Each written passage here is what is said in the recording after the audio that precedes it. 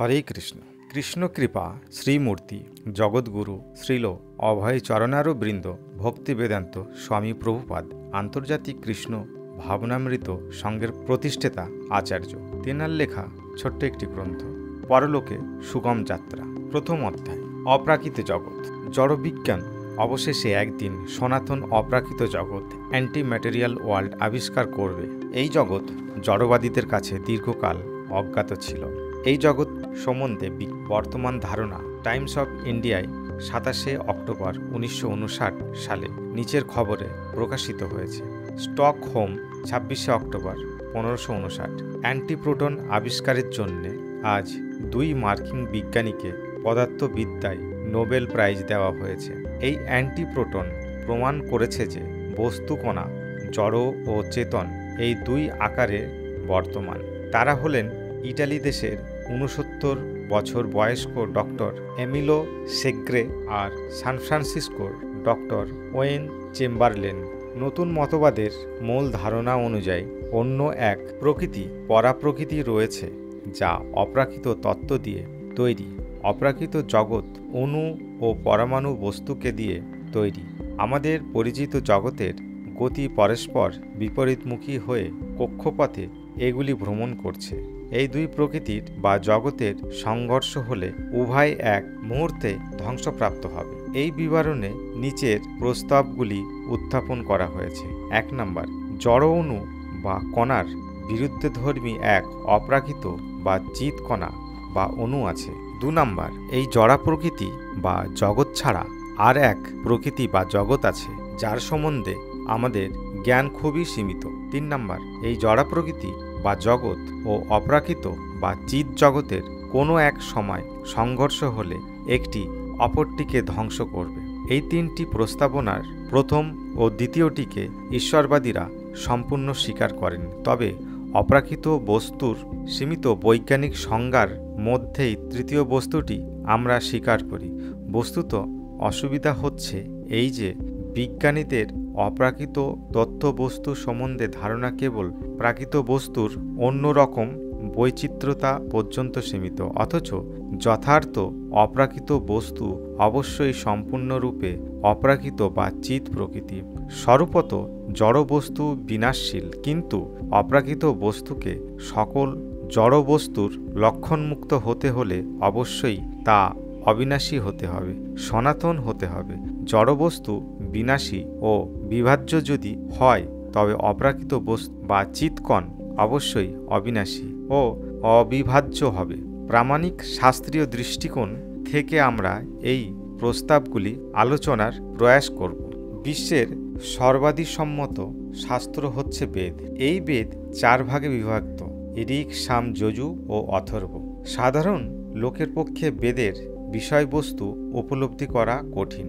বিশ্লেষণের উদ্দেশ্যে মহাভারত নামে ঐতিহাসিক মহাকাব্য ও 18টি পুরাণ, 4টি বেদ ব্যাখ্যা করা হয়েছে। রামায়ণও ঐতিহাসিক কাব্য যাতে বেদ থেকে সকল প্রয়োজনীয় তথ্য রয়েছে। এই জন্যে 4 বেদ বাল্মীকি রচিত মূল রামায়ণ, মহাভারত ও পুরাণগুলি হল বৈদিক শাস্ত্র গ্রন্থেরই শ্রেণীবিভাগ।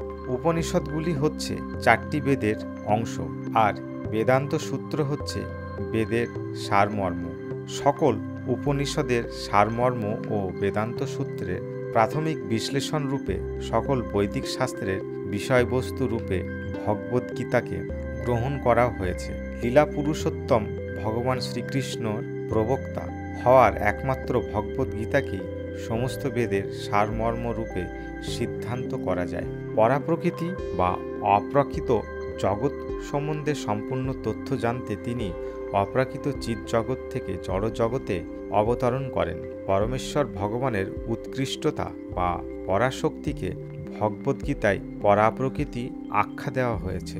সম্প্রতি বিজ্ঞানীরা আবিষ্কার করেছেন যে বিনাশী জড়বস্তুর 2টি রূপ আছে, অথচ ভগবদ্গীতায় সবচেয়ে প্রকৃষ্টভাবে 2 রকম শক্তি বা প্রকৃতিরূপে জড় অচিত ও চিৎ শক্তির চিন্ময় বস্তু সম্পর্কে বর্ণনা করা হয়েছে। জড় বস্তুর দ্বারা জড়জগৎ বা জড়া প্রকৃতি সৃষ্টি করা হয়েছে, আর ওই একই শক্তি উৎকৃষ্ট রূপে পরাপ্রকৃতি রূপে অপ্রাকৃত বা চিৎ জগৎ সৃষ্টি হয়েছে। জীবকুল এই পরাশক বা প্রকৃতির অন্তর্গত। নিকৃষ্ট জড়া প্রকৃতিকে অপরা প্রকৃতি বলা হয়। ভগবদ্গীতায় এইভাবে সৃজন শক্তিকে অপরা ও পরাপ্রকৃতি এই দুই নামে উপস্থাপনা করা হয়েছে। জড়বস্তুর কোনো সৃজন শক্তি নেই। জীব শক্তির সুষ্ঠু পরিচালনায় জড়বস্তুর উৎপত্তি হয়। তাই স্থূল অবস্থার জড়া প্রকৃতি পরমেশ্বরের অব্যক্ত শক্তি। যখনই আমরা শক্তির কথা ভাবি তখন আমরা স্বভাবতই শক্তির উৎস শক্তিমানের কথা মনে চিন্তা করি। যেমন বৈদ্যুতিক শক্তির কথা যুগপৎ আমরা ওই শক্তি উৎপাদনের স্থূল পাওয়ার হাউসের কথা মনে করি। শক্তি স্বয়ং সম্পূর্ণ নয়। শক্তি সবসময় উন্নত জীবসত্তার পরিচালনাধীন। যেমন আগুন, আলো ও তাপ নামের দুপ্রকার শক্তির উৎস। আগুনকে বাদ দিলে আলো ও তাপ এর স্বতন্ত্র সত্তা নেই। তেমনি অপরা ও পরা শক্তিগুলি এক উৎস থেকে নেওয়া। যে নামেই তাকে অভিহিত করা হোক না কেন, ওই শক্তির উৎস অবশ্যই সব কিছু সম্পর্কে অবগত এক চেতন সত্তা। পরমেশ্বর ভগবান শ্রীকৃষ্ণই হচ্ছেন সেই পরম চেতন সত্তা বা সর্বাকর্ষক পরম পুরুষ। বেদে পরম চেতনা বা পরম সত্যকে সকল শক্তির পরম উৎস ভগবান বলা হয়েছে। সীমাবদ্ধ দুরকম শক্তির আবিষ্কার বর্তমান বিজ্ঞানের প্রগতির সূচনা মাত্র। এখন জড় ও চেতনা এই দুই বস্তুকণার উৎসের অনুসন্ধানে বর্তমান বিজ্ঞানীদের আরও অগ্রসর হতে হবে। অপ্রাকৃত বস্তুকণা চিৎকণাকে কিভাবে বিশ্লেষণ করা যায়, অণু বা অচিৎকণার সম্বন্ধে আমাদের জ্ঞান আছে, কিন্তু অপ্রাকৃত অণু বা চিৎকণার সম্পর্কে আমাদের কোনো অভিজ্ঞতা নেই। তবে ভগবদ্গীতায় অপ্রাকৃত বা চিৎকণের উজ্জ্বল বিবরণ প্রদান করা হয়েছে। এই অপ্রাকৃত কণা জড়দেহে রয়েছে। এই চিৎকণের অবস্থিতির জন্যে জড়দেহটি শৈশব, বাল্য, কৈশোর ও যৌবন থেকে ক্রমোন্নতির পথে বার্ধক্যে পরিবর্তিত হয়। এরপর ওই চিৎকণাটি পুরানো অকর্মণ্য দেহটি পরিত্যাগ করে অন্য এক জড় শরীর গ্রহণ করে। জীবদেহের এই তথ্য বৈজ্ঞানিক আবিষ্কারকে প্রতিপন্ন করে যে শক্তি দুই রূপে বিরাজমান। তাদের একটি চিৎকণটি জড়দেহ থেকে বিচ্ছিন্ন হলে সব ব্যাপারেই অপরটি অকর্মণ্য হয়ে পড়ে। এই জন্যে অপ্রাকৃত বা চিৎকণাটি নিঃসন্দেহে জড়াশক্তির চাইতে শ্রেষ্ঠ। তাই জড়াশক্তির হানিতে শোক করা উচিত নয়। শীত, উষ্ণ, সুখ, দুঃখ এই ধরনের বিভিন্ন ইন্দ্রিয় অনুভূতিগুলি ঠিক ঋতু পরিবর্তনের গমনাগমনের মতো জড়াশক্তির ক্রিয়াকর্ম ছাড়া আর কিছুই নয়। এই রকম জড়ীয় ক্রিয়া প্রতিক্রিয়ার আবির্ভাব ও অন্তর্ধানে প্রতিপন্ন হয়ে যে জীবশক্তি বা জীব প্রকৃতির চেয়ে নিকৃষ্ট এক জড়াশক্তি দিয়ে জড় শরীর সৃষ্ট। সুখ দুঃখকে নিকৃষ্ট প্রকৃতির ক্রিয়া প্রক্রিয়ার জাত বলে তা যে বিভিন্ন জড় স্তর তা অবগত হয়ে যে বুদ্ধিমান ব্যক্তি বিক্ষুব্ধ হন না, তিনি অন্তত চিন্ময় ও আনন্দপূর্ণ জীবন অপ্রাকৃত চিৎ জগৎ পুনরায় লাভ করতে সক্ষম হন। এখানে অপ্রাকৃত জগতের উল্লেখ করা হয়েছে এবং আরও বলা হয়েছে যে ওই জগতের ঋতুর অস্থিরতা নেই। সেখানে সব কিছুই শাশ্বত, আনন্দময় এবং জ্ঞানময়। কিন্তু যখন আমরা এরকম একটি জগতের কথা বলি তখন আমাদের অবশ্যই মনে রাখতে হবে যে এই জগতের রূপ ও বিভিন্ন শ্রেণীর যে দ্রব্য সামগ্রী রয়েছে তা আমাদের অভিজ্ঞতার বাইরে। জড় শরীর বিনাশী এবং এই জন্যে তা পরিবর্তনশীল ও অনিত্য। জড় জগতেও সেই রকম, তবে চেতন জীবশক্তি অবিনাশী আর তাই এটি নিত্য। দক্ষ বিজ্ঞানী এইভাবে জড় ও চেতন বস্তুকণার যথাক্রমে অনিত্য ও নিত্য রূপে তাদের বিভিন্ন লক্ষণ বৈশিষ্ট্যগুলি পার্থক্য নির্ধারণ করেছেন। জড়বস্তুর দুই রূপে আবিষ্কারকদের এখনও অপ্রাকৃত বস্তু চিৎকণের গুণসমূহ আবিষ্কার করতে হবে। ইতিমধ্যে ভগবদ্গীতায় নিচের লেখায় এর উজ্জ্বল বিবরণ দেওয়া হয়েছে। এই মূল্যবান তথ্যের ভিত্তিতে বিজ্ঞানীরা আরও গবেষণা করতে পারেন। চিৎকণটি সূক্ষ্মতম অচিৎকণের চেয়েও সূক্ষ্ম। এই জীব শক্তি এতই প্রবল যে এটি প্রভাব সমগ্র জড় শরীরের পরিব্যাপ্ত। অচিত শক্তির তুলনায় চিৎ শক্তির অফুরন্ত শক্তি রয়েছে, আর তাই এটিকে বিনষ্ট করা যায় না। এটি হলো ভগবদ্গীতায় চিৎকণের বর্ণনার সূচনা মাত্র। নিচে এ সম্পর্কে গীতায় আরও বিশ্লেষণ করা হয়েছে। চিৎকণ সূক্ষ্মতম রূপে স্থূল ও সূক্ষ্ম দেহে আবদ্ধ আছে। স্থূল ও সূক্ষ্ম উভয় দেহে বিনাশী হলেও সূক্ষ্মতম চিৎকণ অপ্রাকৃত কণা নিত্য সনাতন। তাই এই নিত্য সত্ত্বেও আগ্রশীল হওয়া উচিত। যখন জড়বিজ্ঞানীরা চিৎকণের গুণ বৈশিষ্ট্যগুলি অবগত হয়ে তাকে অনিত্য চিৎকণের সান্নিধ্য থেকে মুক্ত করতে সক্ষম হবে, তখনই বিজ্ঞানের পূর্ণতা সার্থকতা লাভ হবে। এই রকমের মুক্তি বৈজ্ঞানিক প্রগতির পরাকাষ্ঠা সূচনা করবে।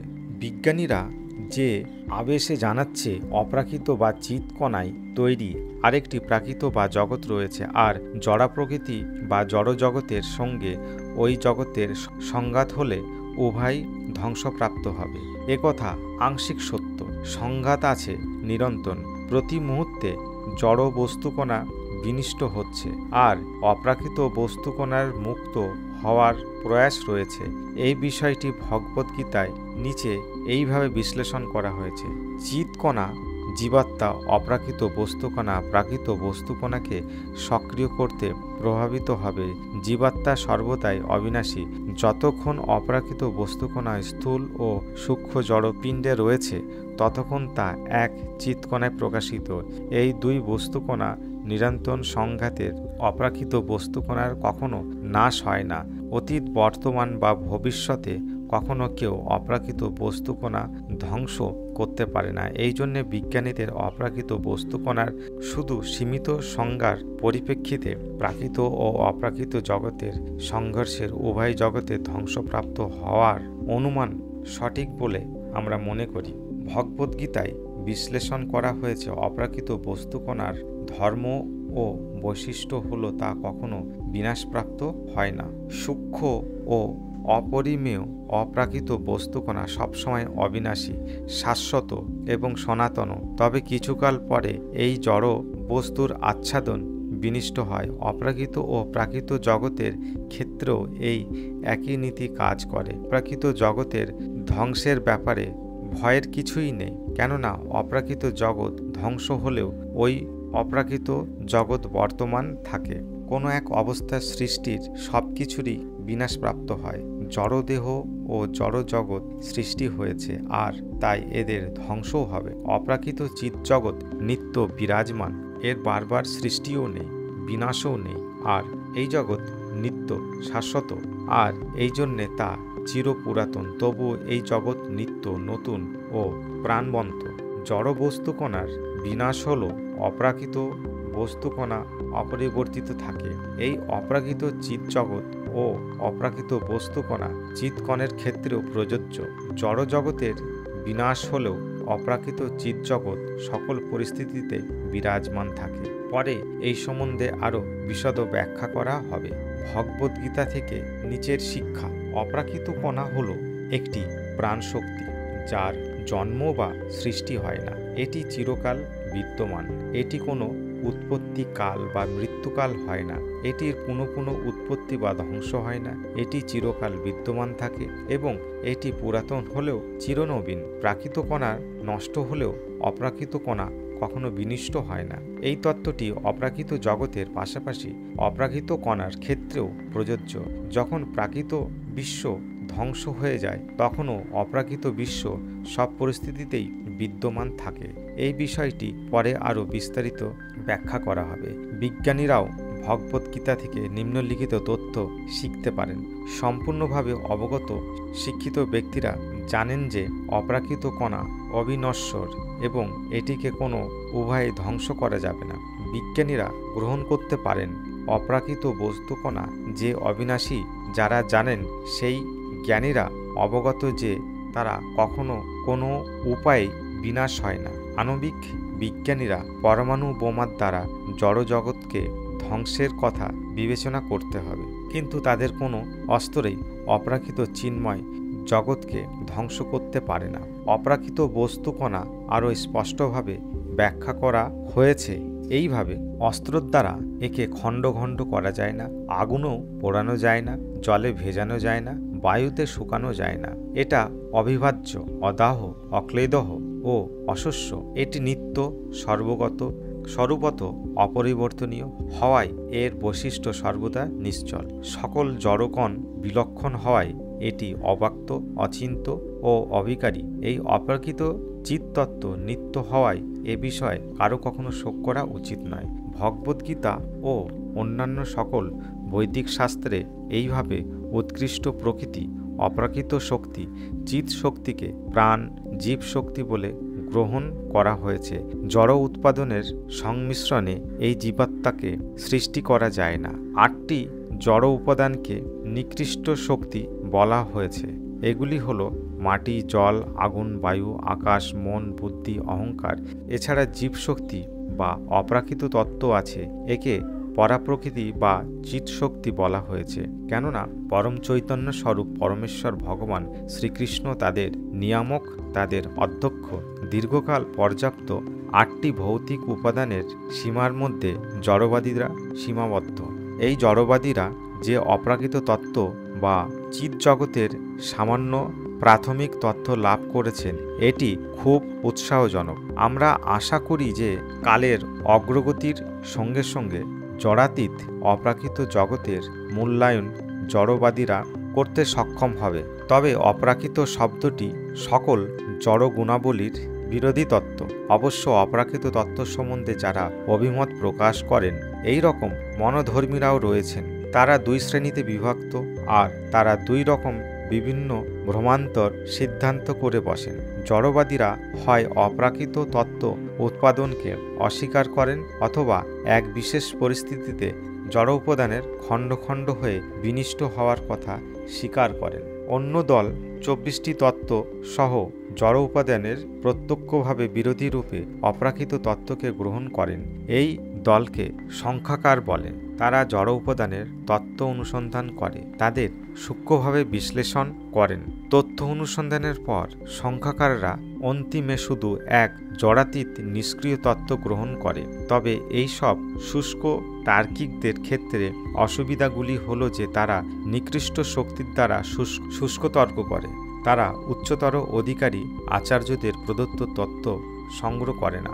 অপ্রাকৃত তত্ত্বের স্বরূপ হৃদয়ঙ্গমের উদ্দেশ্যে উৎকৃষ্ট শক্তি ভক্তিযোগের চরম স্তরে উন্নতির হওয়ার প্রয়োজন। ভক্তিযোগী সেই উৎকৃষ্ট বা পরাপ্রকৃতির বিশেষ ক্রিয়াকলাপ। জাগতিক স্তর থেকে কেউ অপ্রাকৃত চিৎ জগতে প্রাকৃত অবস্থা নির্ধারণ করতে পারে না, কিন্তু জড় ও চেতন উভয় শক্তি নিয়ন্তা পরমেশ্বর ভগবান তার অহেতুক কৃপায় জগতে অবতরণ করে অপ্রাকৃত জগতের সম্পূর্ণ বিবরণ প্রদান করেন। এইভাবে আমরা চিৎ জগৎ সম্বন্ধে জানতে পারি। গুণগতভাবে পরমেশ্বর ও জীব উভয় অপ্রাকৃত তত্ত্ব। এইভাবে জীব সম্বন্ধে সুবিস্তৃত শিক্ষা অনুশীলনের মাধ্যমে আমরা পরমেশ্বর সম্বন্ধে ধারণা করতে পারি।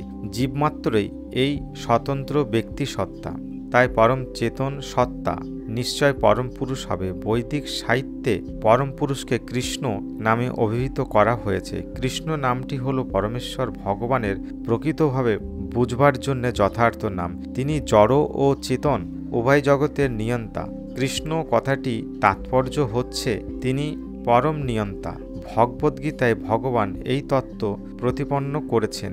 2 প্রকৃতি আছে, জড়া প্রকৃতি ও পরাপ্রকৃতি বা প্রাকৃত জগৎ ও অপ্রাকৃত জগৎ। 8টি জড় উপাদানের নিকৃষ্ট প্রকৃতির দ্বারা জড় জগতের সৃষ্টি। অপ্রাকৃত জগৎ উৎকৃষ্ট পরাপ্রকৃতি জাত। জড় প্রকৃতি ও পরাপ্রকৃতির উভয় উৎস পরম ব্রহ্ম পরমেশ্বর ভগবান। তাই আমি শ্রীকৃষ্ণ সমগ্র সৃষ্টি ও প্রলয়ের অন্তিম কারণ। কৃষ্ণের অপরা ও পরা দুটিই প্রকৃতির জড়জগৎ ও অপ্রাকৃত জগৎকে প্রকট করে বলে, তাকে পরম সত্য বলা হয়। ভগবদ্গীতায় ভগবান কৃষ্ণ এইভাবে তা বিশ্লেষণ করেছেন। প্রিয় অর্জুন, আমি পরতত্ত্ব, আমা অপেক্ষা শ্রেষ্ঠ কিছুই নেই। মণিসমূহ যেমন মালার সূত্রে আশ্রিত, সব কিছুই তেমনি আমার প্রকৃতিতে আশ্রিত। অপ্রাকৃত জগৎ আবিষ্কারের অনেক আগে এই বিষয় ভগবদ্গীতার পাতা লিপিবদ্ধ ছিল। গীতা থেকে জানা যায় যে এই তত্ত্বজ্ঞান পূর্বে সূর্যদেবকে প্রদান করা হয়েছে। এর অর্থ হচ্ছে অনন্ত।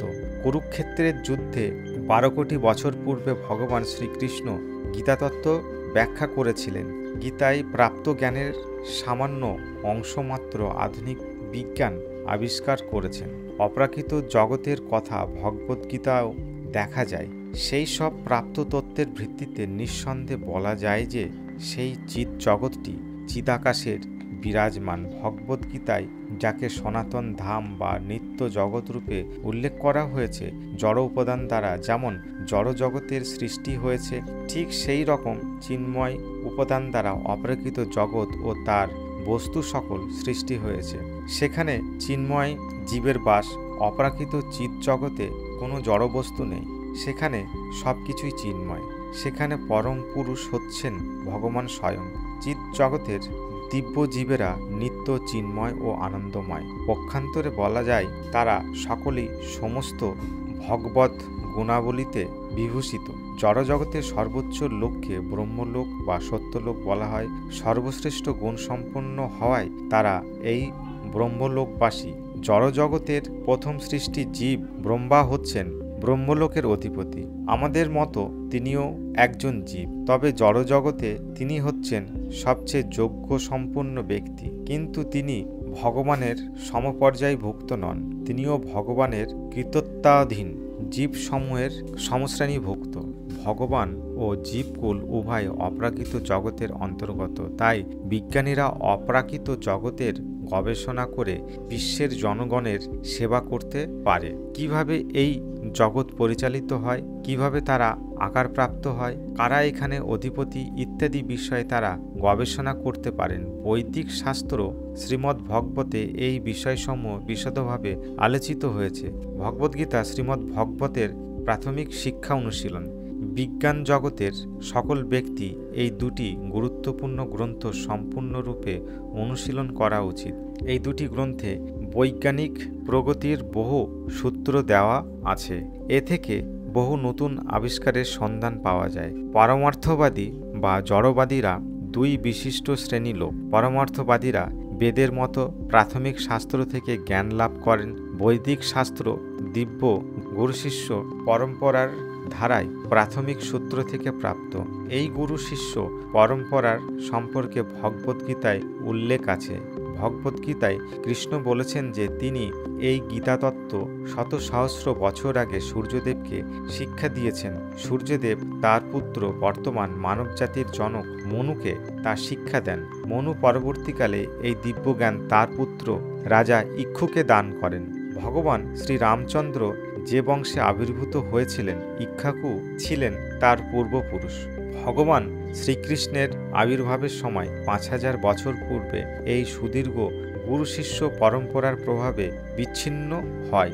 তাই ভগবান কৃষ্ণ যে যুগে প্রথমে শিষ্যরূপে অর্জুনকে পুনরায় গীতার জ্ঞান প্রদান করেন। এই জন্যে এই যুগে পারমার্থবাদীরা অর্জুন থেকে প্রভাবিত পরম্পরার অন্তর্গত। জাগতিক গবেষণা কার্যে অনর্থ মুক্ত হয়ে পরমার্থবাদীরা প্রাকৃত ও অপ্রাকৃত তত্ত্বজ্ঞান এই গুরু শিষ্য পরম্পরার ধারায় লাভ করে নিজেকে উদ্বেগমুক্ত করতে পারেন। যাই হোক, ঘোর জড়বাদীরা পরমেশ্বর ভগবানকে অপ্রাকৃত চিন্ময় ধামে বিশ্বাস করে না। কখনো কখনো তারা অতীব গুণসম্পন্ন উচ্চশিক্ষিত প্রগতিশীল হওয়ার সত্ত্বেও তারা দুর্ভাগা নরাধম জড়মায়া বিমোহিত হয়ে অপ্রাকৃত তত্ত্বজ্ঞান বিহীন। তাই জড়বিজ্ঞানীরা ক্রমশ অপ্রাকৃত লোকালয়ের দিকে যে অগ্রসর হচ্ছে তা একটি শুভ লক্ষণ। এমনকি যেখানে পরমেশ্বর ভগবান সেই লোকের অধিপতি রূপে বাস করেন, জীবকুলও সেখানে বাস করে। তারা সেবা করে সেই অপ্রাকৃত চিৎজগতের বিশদ বিবরণ জানাতে তারা হয়তো যথেষ্ট অগ্রসর হতে পারেন। জীবেরা হচ্ছেন ভগবানের সেবক এবং তার থেকে গুণগতভাবে অভিন্ন, কিন্তু একই সঙ্গে তারা ভগবদধীন। অপ্রাকৃত চিৎজগতে অধিপতি ও অধীনস্থের মধ্যে কোনো পার্থক্য নেই। পূর্ণতা ও জড়াশূন্যতাই হল সম্বন্ধ। জড়জগৎ বিনাশশীল, পদার্থবিজ্ঞানীদের ধারণা জড় ও চেতন জগতের ঘটনাক্রমে সংঘাত হলে প্রলয় হয়। ভগবদ্গীতার শিক্ষা অনুযায়ী তা আংশিক সত্য। জড় জগৎ হল পরিবর্তনশীল জড় গুণের এক সৃষ্টি। এই গুণগুলি সত্য, রজ ও তম নামে অভিহিত। রজগুণের দ্বারা এই জড় জগতের সৃষ্টি, সত্যগুণের দ্বারা পালন এবং তমগুণের দ্বারা ধ্বংসকার্য সাধিত হয়। জড় জগতে এই গুণত্রয় সর্বত্র বিরাজমান।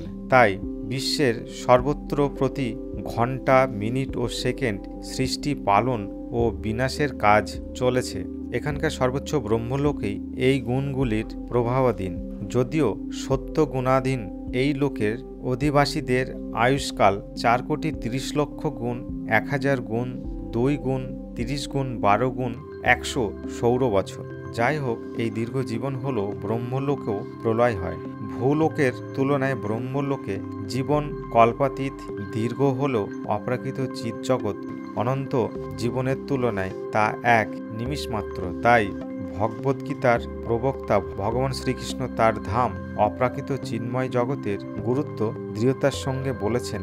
ভগবান শ্রীকৃষ্ণ বলেছেন যে 4,30,00,000 গুণ, 1000 গুণ, 2 গুণ, 30 গুণ, 12 গুণ, 100 সৌর বছরে বিশ্বের সব লোকেই প্রলয় হয়।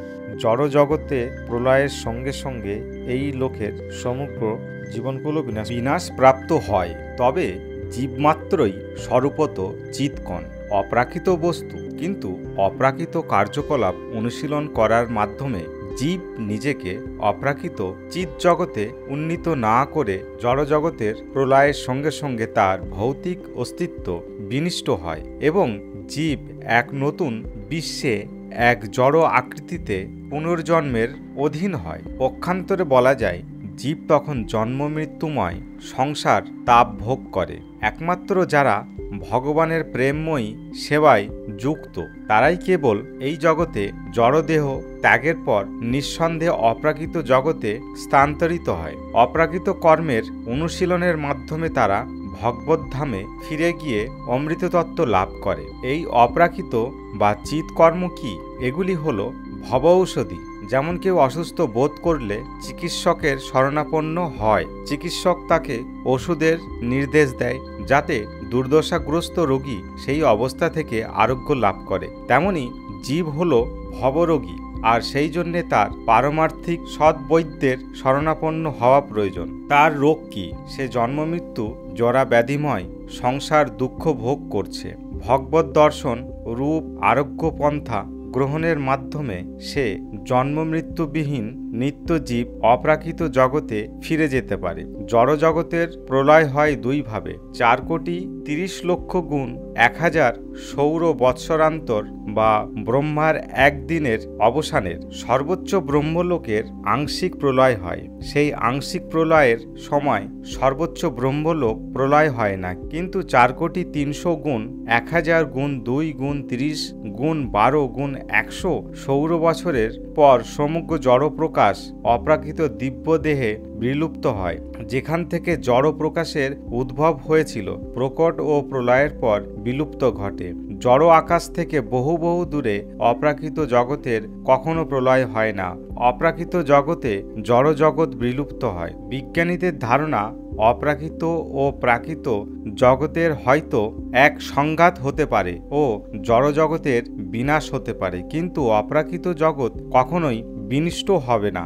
শাশ্বত নিত্য অপ্রাকৃত জগৎ জড়বিজ্ঞানীদের কাছে প্রকাশিত নয়, অদৃশ্য।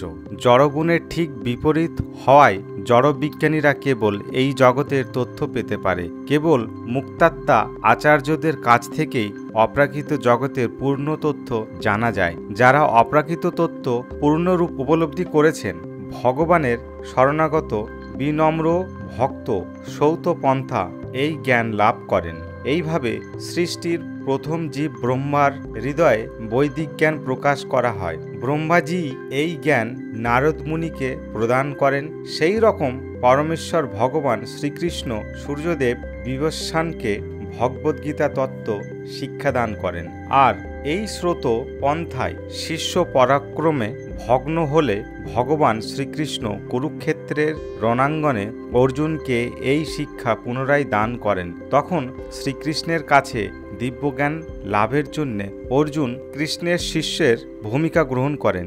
বিশ্বের ঘোর বিষয়ে জড়বাদীদের সকল সংশয় দূরীভূত করার উদ্দেশ্যে অর্জুন সকল প্রাসঙ্গিক প্রশ্ন জিজ্ঞাসা করেন এবং শ্রীকৃষ্ণ তার উত্তর দেন যাতে একজন অবিবেকীও তা বুঝতে পারে। জড়জগতের চাকচিক্য বিমোহিত ব্যক্তিরাই একমাত্র ভগবান শ্রীকৃষ্ণের ভগবতত্ত্বা স্বীকার করে না। অপ্রাকৃত চিৎজগৎ বিশদভাবে উপলব্ধি পূর্বে সম্পূর্ণভাবে সদাচারী ও অমূল হৃদয় হওয়া চাই। ভক্তিযোগ হচ্ছে বিজ্ঞানসম্মত দিব্যকর্ম যা নবীন ও সিদ্ধযোগী উভয় অনুশীলন করতে পারে। জড়জগৎ হচ্ছে চিৎজগতের এক প্রতিবিম্ব স্বরূপ। নির্মল হৃদয় সদাচারী বিবেকী ব্যক্তি অপ্রাকৃত জগতের বিস্তৃত তথ্য সংক্ষেপে ভগবদ্গীতার শিক্ষা থেকে গ্রহণ করতে পারেন এবং প্রকৃতপক্ষে সেখানে জড়জাগতিক বিষয় থেকেও চিত্তত্ত্ব অপ্রাকৃত জ্ঞান আরও বিশদভাবে বর্ণনা করা হয়েছে। মূল তত্ত্ব নিচে দেওয়া হয়েছে। অপ্রাকৃত চিন্ময় জগতের আরাধ্য দেব হচ্ছেন শ্রীকৃষ্ণ, যিনি আদি পুরুষ ও তার পূর্ণ কালরূপে বিরাজ করেন। এই পুরুষ ও তার পূর্ণ কালসমূহকে দিব্য কার্যকলাপে যুক্ত ভক্তিযোগ বা প্রেমময়ী ভগবত সেবার দ্বারা জানা যায়। পরমেশ্বর ভগবান হচ্ছেন পরম তত্ত্ব এবং তিনিই সমগ্র অপ্রাকৃত চিত্তত্ত্ব, প্রাকৃত তত্ত্ব ও অপ্রাকৃত তত্ত্ব, জড় ও চেতন তত্ত্ব এই পুরুষ থেকেই উদ্ভূত। সম্পূর্ণ বৃক্ষের তিনিই মূল। বৃক্ষের মূলে জল সিঞ্চন করলে শাখা পত্রসমূহ সত্যই পুষ্টি লাভ করে। একইভাবে পরম পুরুষ ভগবান শ্রীকৃষ্ণের উপাসনা করা হলে জড়জগতের সকল অংশই উজ্জীবিত হয় এবং জাগতিকভাবে কর্ম সম্পাদন ব্যতীতই ভক্ত হৃদয় পরিপুষ্ট হয়। এটি হলো ভগবদ্গীতার রহস্য। অপ্রাকৃত জগতে প্রবেশের পন্থা ভৌতিক পন্থা থেকে ভিন্ন। জড়জগতের বসবাসকালীন অপ্রাকৃত কার্যাবলী অনুশীলনের মাধ্যমে অপ্রাকৃত লোকে যে কোনো জীব খুব সহজেই প্রবেশ করতে পারে, কিন্তু যারা বস্তুত ঘোর জড়বাদী, পরীক্ষা নিরীক্ষামূলক সীমিত চিন্তাশক্তি, মনোধর্মী শুষ্ক তর্ক ও জড় বিজ্ঞানের উপর নির্ভরশীল, তাদের পক্ষে অপ্রাকৃত দিব্য লোকে প্রবেশ করা খুবই কঠিন। মহাশূন্য, উৎক্ষিপ্ত স্ফটিক, কৃত্রিম উপগ্রহ ও রকেট আদির সাহায্যে অপ্রাকৃত লোক দিব্যধামে প্রবেশ করতে ঘোর জড়বাদীরা চেষ্টা করতে পারে, কিন্তু ওই রকম উপায়ে এমনকি জড়জগতের সর্বোচ্চ লোকও পৌঁছানো সম্ভব নয় এবং জড়জগৎ থেকে বহু বহু দূরে অবস্থিত অপ্রাকৃত চিৎজগতের আর কি কথা। অলৌকিক যোগ শক্তির অধিকারী যোগীদের পক্ষেও সেই দিব্যধামে প্রবেশ করা অত্যন্ত কঠিন। সিদ্ধযোগী যৌগিক শক্তির অনুশীলনের দ্বারা এক বিশেষ উপযুক্ত মুহূর্তে স্বেচ্ছায় দেহত্যাগ করে অপ্রাকৃত জগৎ ও প্রাকৃত দিব্যধামে সংযোগকারী বিশেষ পথের মধ্যে দিয়ে অপ্রাকৃত দিব্যধামে প্রবেশ করতে পারে। সম্ভব হলে ভগবদ্গীতায় প্রদত্ত নির্দিষ্ট পন্থা অনুযায়ী তারা তা করেন। সূর্য যখন উত্তর কক্ষপথে ভ্রমণ করে, অর্থাৎ উত্তরায়ণের সময়, অথবা শুভক্ষণ যখন অগ্নিদেব ও জ্যোতি আবহাওয়ায় নিয়ন্ত্রণ করেন, সিদ্ধযোগী জড়দেহ ত্যাগ করে অপ্রাকৃত দিব্যলোকে উপনীত হতে পারেন। ব্রহ্মাণ্ডের শাসন কার্য পরিচালনার জন্যে বিভিন্ন দেবতা রয়েছে।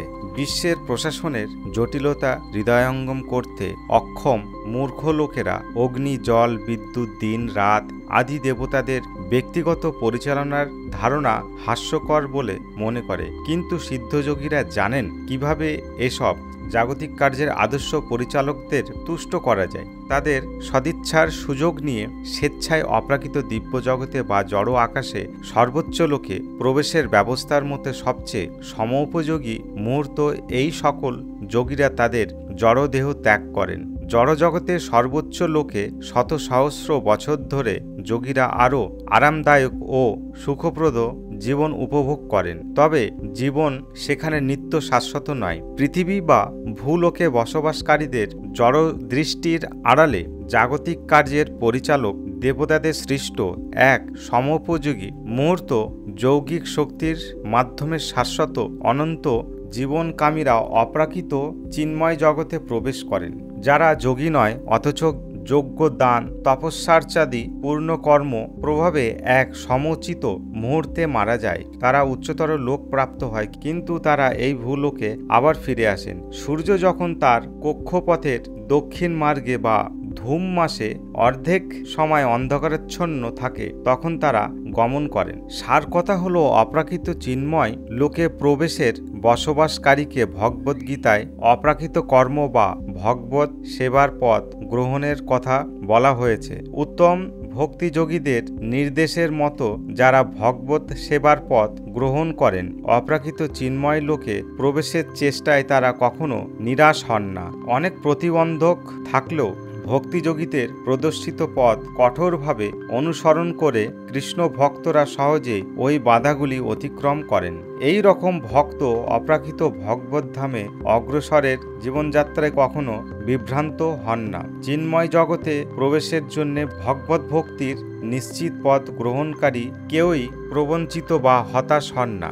বেদপাঠ, স্বাধ্যায়, জ্ঞান অনুষ্ঠান, তপস্যার্চ ও দান আদির দ্বারা যে সমস্ত ফল লাভ হয়, সহজেই তা ভক্তিযোগ বা শুধুমাত্র ভগবত সেবার মাধ্যমে লাভ হয়। এই জন্যে ভক্তিযোগ হচ্ছে ভবরোগের ঔষধ। এই কলিযুগে বিশেষভাবে ভগবান শ্রীকৃষ্ণ সবচেয়ে মহান উদার ও বদান্য অবতার শ্রী চৈতন্য মহাপ্রভু 1486 থেকে 1534 বাংলায় আবির্ভূত হয়ে ভগবানের দিব্য নাম কীর্তন ও নিত্যাদির মাধ্যমে সংকীর্তন আন্দোলন সারা ভারতে প্রচার করে এই ভক্তিযোগের অনুশীলন খুব সহজ করে দিয়েছেন।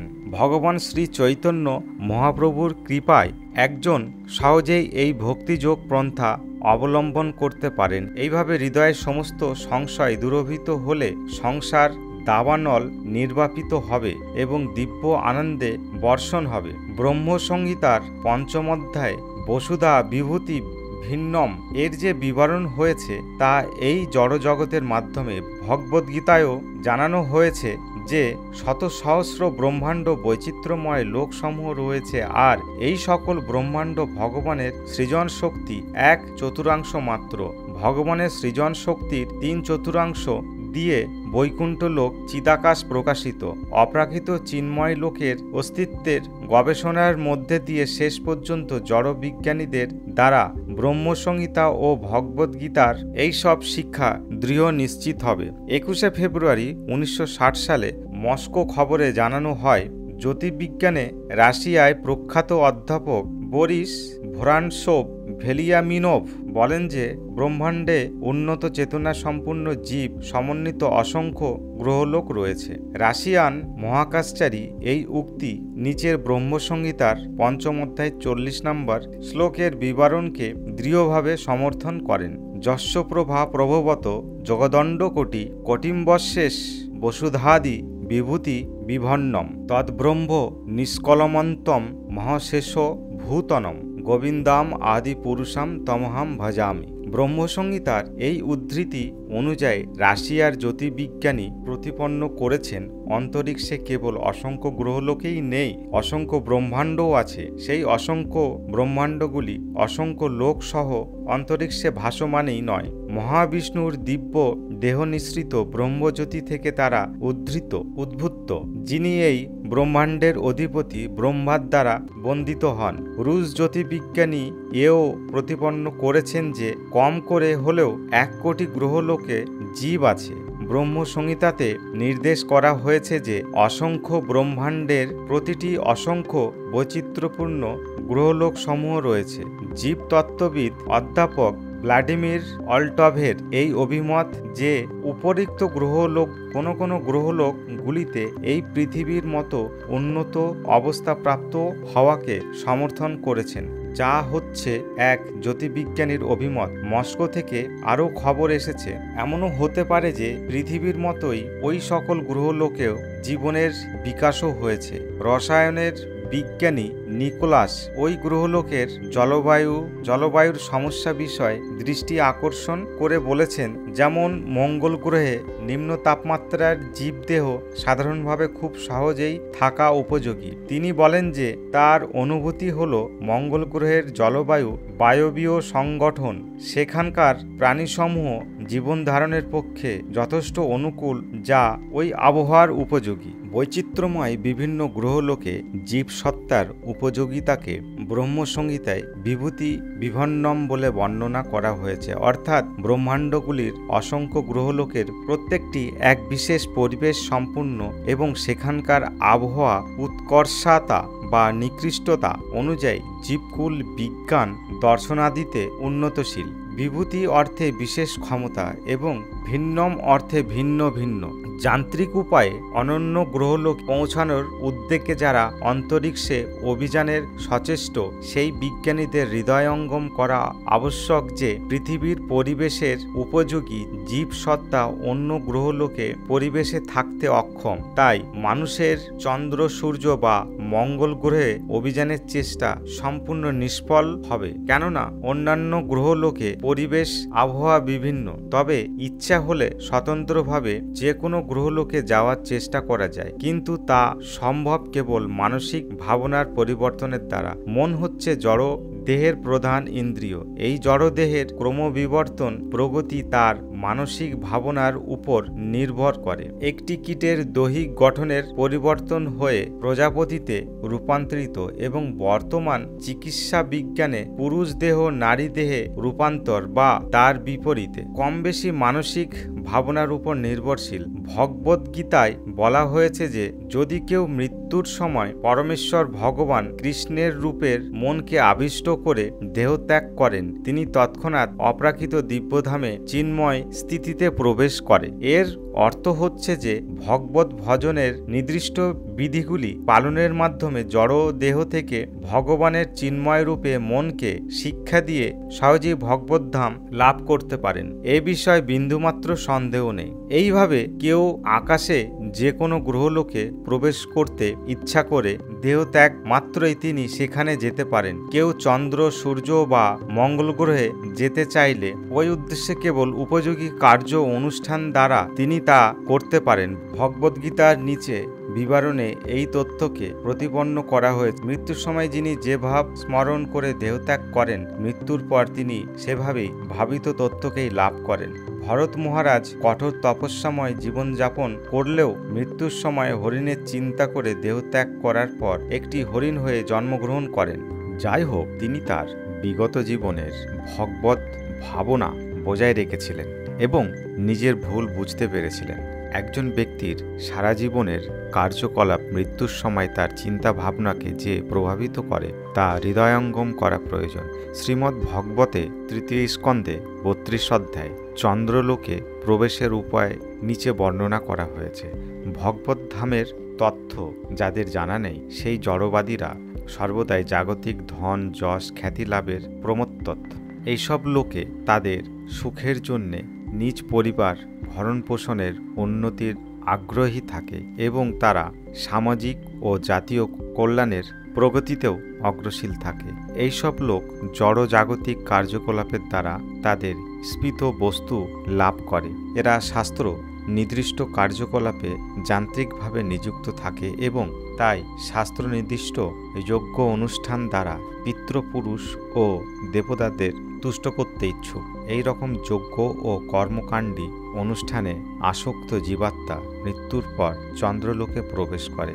চন্দ্রলোকে প্রাপ্ত হয়ে সে স্বর্গীয় পানীয় সোমরস পানের ক্ষমতা লাভ করে। এই গ্রহলোকের অধিষ্ঠাতা হচ্ছেন চন্দ্রদেব। সেখানকার পরিবেশ ও জীবন উপভোগ্য উপকরণ এই পৃথিবী থেকে অনেক বেশি আরামদায়ক, মনোরম ও সুবিধাজনক। জীব আরও ঊর্ধ্বলোক প্রাপ্তির সুযোগ ব্যবহার না করলে চন্দ্রলোক প্রাপ্তি সত্ত্বেও তার অধঃপতন হয়। সেই পৃথিবী আদি গ্রহলোকে প্রত্যাবর্তন বাধ্য হয়। তবে জড়বাদীরা সর্বোচ্চ লোক প্রাপ্ত হলেও সমগ্র জড়প্রকাশের প্রলয়ের সময় ওই জড়বাদীরাও বিনাশপ্রাপ্ত হয়। চিদাকাশ সম্বন্ধে বলা যায়, পরম ব্রহ্ম অসংখ্য বৈকুণ্ঠ লোকসমূহ রয়েছে। বৈকুণ্ঠ সমূহ হচ্ছে ভগবানের অন্তরঙ্গ পরাশক্তি স্ফুত চিন্ময় লোক এবং ভগবানের বহিরঙ্গা প্রকৃতি জড়াকাশের গ্রহলোকের অনুপাতে এই চিন্ময় বৈকুণ্ঠ লোকগুলি তাদের ৩ গুণ। এইভাবে ভগবানের সৃষ্টির সবচেয়ে নগণ্য এই পৃথিবীতে রাজনৈতিক সামঞ্জস্য সাধনের দুর্ভাগা জড়বাদীরা ব্যস্ত। এই পৃথিবীর কথা কিছুমাত্র না বলেও সমগ্র ছায়াপথ সমূহ, অসংখ্য গ্রহলোক সমূহ, সমগ্র ব্রহ্মাণ্ড হচ্ছে তুলনায় সরিষাপূর্ণ এক বস্তা সরিষার একটি মাত্র দানা। কিন্তু দুর্ভাগা জড়বাদীরা এখানে আরামে জীবন উপভোগের পরিকল্পনা করে মানব জীবনের বহুমূল্য শক্তি সামর্থ্য অপচয় করে, যা পরিণামে নিশ্চিতভাবে নিষ্ফল ও ব্যর্থ হয়ে যায়।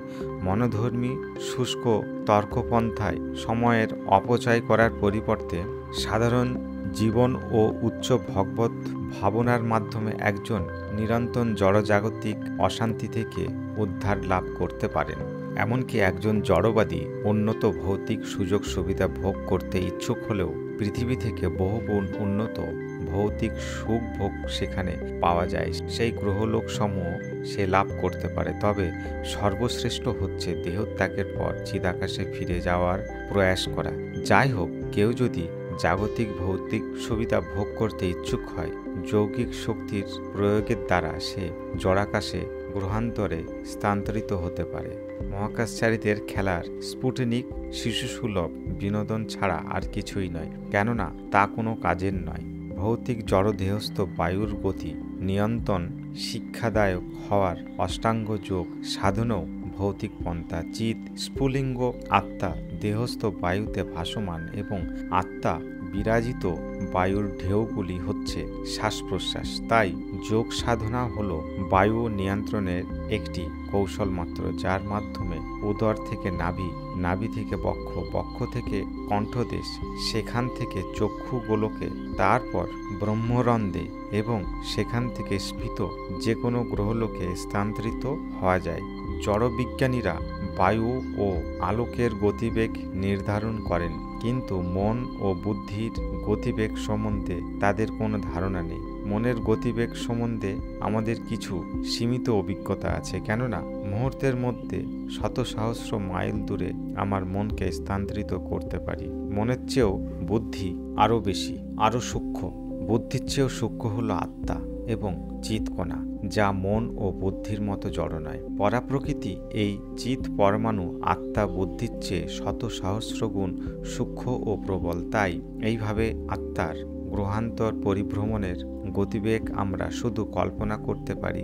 আত্মা কোনো ভৌতিক যানের সাহায্য ছাড়াই নিজ শক্তির দ্বারা পরিভ্রমণ করে, তা নতুন করে বলার প্রয়োজন নেই। আহার নিদ্রা ভয় ও ইন্দ্রিয় তর্পণময় পাশবিক সভ্যতা আধুনিক মানবকে বিপদগামী করে তার আত্মা এত প্রবল শক্তিমত্তার কথা ভুলিয়ে দিয়েছে। ইতিমধ্যেই বর্ণনা করা হয়েছে যে আত্মা হচ্ছে সূর্য, চন্দ্র বা বিদ্যুতের চেয়েও অনেক অনেক গুণ আলোকোজ্জ্বল, দীপ্তিময়, প্রচণ্ড বলশালী। দুর্লভ মানব জীবন বিফল হয় যদি সে আত্মার স্বরূপ উপলব্ধি না করে। এই রকম বিভ্রান্তকারী সভ্যতা থেকে মানুষকে উদ্ধার করার উদ্দেশ্যে সপার্ষদ নিত্যানন্দ প্রভু সহ ভগবান শ্রী চৈতন্য মহাপ্রভু জগতে আবির্ভূত হন। যোগী কিভাবে ব্রহ্মাণ্ডের সকল গ্রহলোকে ভ্রমণ করতে পারেন, শ্রীমদ্ ভগবতে তার বর্ণনা হয়েছে। যখন জীবনী শক্তিকে লঘু মস্তিষ্কে উন্নতি করা যায়, তখন চোখ, নাক, কান আদি দিয়ে প্রবল বেগে তা বেরিয়ে যাওয়ার খুবই সম্ভাবনা থাকে, কেননা এই স্থানগুলি এই শক্তির সপ্তম চক্র বলে। সম্পূর্ণ বায়ুরোধ দ্বারা যোগীরা কিন্তু এই রন্ধনদ্বারগুলি নিরুদ্ধ করে দিতে পারেন। তখন যোগী মধ্যচক্র অর্থাৎ ভ্রমোদ্বারের মধ্যে প্রাণবায়ুকে কেন্দ্রীভূত করেন। দেহত্যাগের পর যোগী কোনো গ্রহলোকে প্রবেশে ইচ্ছুক। এই অবস্থায় যোগী তা চিন্তা করেন, তখন তিনি মনস্থির করতে পারেন যেখানে গেলে এই জড় জগতের তার আর ফিরে আসতে হবে না। তিনি কি সেই অপ্রাকৃত দিব্যধাম বৈকুণ্ঠ লোক কৃষ্ণের ধামে যেতে চান? না, জড়জগতের ঊর্ধ্বলোকে যেতে চান। সিদ্ধযোগী তার যেমন ইচ্ছায় ওই লোকসমূহে যে কোনোটিতেও যেতে পারেন। যিনি উপযুক্ত ভাবনায় দেহত্যাগের সাফল্য অর্জন করেছেন, সেই সিদ্ধযোগীর পক্ষে এই গ্রহলোক থেকে অন্য গ্রহে নিজেকে স্থানান্তরিত করার এক সাধারণ মানুষের মুদির দোকানে হেঁটে যাওয়ার মতোই সহজসাধ্য। ইতিমধ্যেই আলোচিত হয়েছে যে জড়দেহটি আমাদের চিন্ময় আত্মার একটি আবরণ। মন ও বুদ্ধি হচ্ছে আত্মার সূক্ষ্ম আবরণ, আর মাটি, জল, বায়ু আদিতে তৈরি স্থূল দেহটি হল আত্মার বহিবারণ। তাই যে কোনো উন্নত জীব যিনি যৌগিক পন্থায় আত্মবিদ হয়েছেন, যিনি জড় ও চেতনের সম্বন্ধ জানেন, তিনি স্বেচ্ছায় সুষ্ঠুভাবে আত্মার স্থূল দেহ ত্যাগ করতে পারেন। ভগবত কৃপায় আমাদের পূর্ণ স্বতন্ত্রতা আছে। ভগবান আমাদের প্রতি সদয় হওয়া স্বেচ্ছায় পরম ব্রহ্ম বা চিদাকাশে যে কোনো স্থানে, যে কোনো গ্রহলোকে আমরা বসবাস করতে পারি। তবে এই স্বতন্ত্রতার অপব্যবহারের ফলে জড়জগতে পতন হয় এবং বদ্ধ জীবনের ত্রিতাপ, দুঃখ, দুর্দশা ভোগ করতে হয়। মিল্টন রচিত প্যারাডাইস লস্ট গ্রন্থে আত্মার পছন্দ মতো জড়জগতের দুঃখময় জীবনযাপনের সুন্দর উদাহরণ দেওয়া হয়েছে। সেই রকম আত্মা হচ্ছে আবার ভগবদ্ধাম লাভ করে ভগবানের কাছে ফিরে যেতে পারে। সংকটকালীন মৃত্যুর সময় প্রাণবায়ুকে ভ্রুযুগলের মধ্যস্থানে স্থাপন করে ইচ্ছামতো সে যেখানে খুশি যেতে পারে। জড়জগতের সঙ্গে সম্পর্ক রাখতে অনিচ্ছুক হলে মুহূর্ত সময়ে চিন্ময় পরিবেশে তার পক্ষে সব উপযুক্ত সিদ্ধ চিদ্দেহ অপ্রাকৃত বৈকুণ্ঠ লোকে তিনি উপস্থিত হতে পারেন। কেবল জড়জগতে তার সূক্ষ্ম ও স্থূল উপাধি ত্যাগের ইচ্ছা করতে হবে এবং তারপর প্রাণবায়ুকে ব্রহ্মানন্দে স্থাপন করে দেহত্যাগ করতে হবে। যোগ অনুশীলনে এই হচ্ছে সর্বোত্তম সাফল্য, সর্বোচ্চ সিদ্ধি। অবশ্য মানুষের স্বতন্ত্র ইচ্ছা আছে এবং সেই জন্যে সে যদি জড়জগৎ থেকে মুক্তি হতে না চায়, তাহলে সে ব্রহ্মলোকে ব্রহ্মার পদ উপভোগ করতে পারে, যারা মধ্যাকর্ষণ, অন্তরিক্ষ ও কাল ইত্যাদির উপর সম্পূর্ণ নিয়ন্ত্রণ ক্ষমতা অর্জন করেছেন, জড়জাগতিক কর্মের পূর্ণভাবে সিদ্ধিলাভ করেছেন। সেই সিদ্ধযোগীদের আবাস সিদ্ধলোকে যেতে পারেন। ব্রহ্মাণ্ডের এই সব উচ্চতর লোকে যেতে হলে মন ও বুদ্ধি ত্যাগ করার প্রয়োজন নেই, শুধু স্থূল শরীর ত্যাগ করা দরকার। মানবসৃষ্ট উপগ্রহ এবং যান্ত্রিক অন্তরিক্ষ যানের মানুষকে মহাকাশের গ্রহলোকে নিয়ে যাওয়ার কখনোই সম্ভব নয়। এমনকি বহুল বিজ্ঞাপিত চন্দ্র অভিযানে মানুষ সেখানে যেতে পারে না, কেননা আমরা ইতিমধ্যেই উল্লেখ করেছি এখানে পৃথিবীর আবহাওয়া থেকে ওই সব উচ্চ লোকের আবহাওয়া ভিন্ন রকম। প্রতিটি লোকের আবহাওয়া বিভিন্ন এবং ব্রহ্মাণ্ডের কোনো বিশেষ লোকে যেতে ইচ্ছুক হলে ওই লোকের জলবায়ু ঠিক উপযোগী তার ভৌতিক দেহ থাকা চাই। যেমন কেউ যদি ভারত থেকে ইউরোপে যেতে চান, সেখানকার জলবায়ু ভিন্ন রকম, তাই সেই অনুযায়ী তাকে তার পোশাক পরিবর্তন করতে হবে। সেই রকমভাবে অপ্রাকৃত বৈকুণ্ঠ লোকে যেতে ইচ্ছুক হলে দেহের সম্পূর্ণ পরিবর্তন হওয়া প্রয়োজন। কেউ ব্রহ্মলোকের উদ্ধতর লোকে যেতে ইচ্ছুক হলে সে তার মন, বুদ্ধি ও জড় অহংকার রচিত তার সূক্ষ্ম দেহ রক্ষা করতে পারেন, কিন্তু মাটি, জল, আগুন আদিতে তৈরি তার স্থূল দেহ পরিত্যাগ করতে হবে। যখন কেউ অপ্রাকৃত চিন্ময় লোকে যান, তখন কিন্তু সূক্ষ্ম ও স্থূল উভয় দেহই পরিবর্তন করার প্রয়োজন, কেননা চিন্ময় ধামে পৌঁছাতে হবে এক সম্পূর্ণ চিৎদেহ। এই পোশাকের পরিবর্তন ইচ্ছা করলে মৃত্যুর সময় সত্যই ঘটবে। যদি সারা জীবনব্যাপী এই অভিলাষ সবসময় পোষণ করা হয়, তাহলে একমাত্র এই অভিলাষ শুধু মৃত্যুর সময় সম্ভব। যেখানে ধনসম্পদ সেখানে হৃদয়। ভগবত সেবা করার সময় ভগবান ধাম প্রাপ্তির অভিলাষ পোষণ করা হয়। যে স্থান জন্ম, মৃত্যু, জরা ও ব্যাধি মুক্ত, সেই বৈকুণ্ঠ লোকে সহজ যাত্রার প্রয়াসে যেভাবে প্রস্তুত হওয়া যায়, তার এক সাধারণ অনুশীলনের বিশদ বিবরণ নিচে দেওয়া হলো।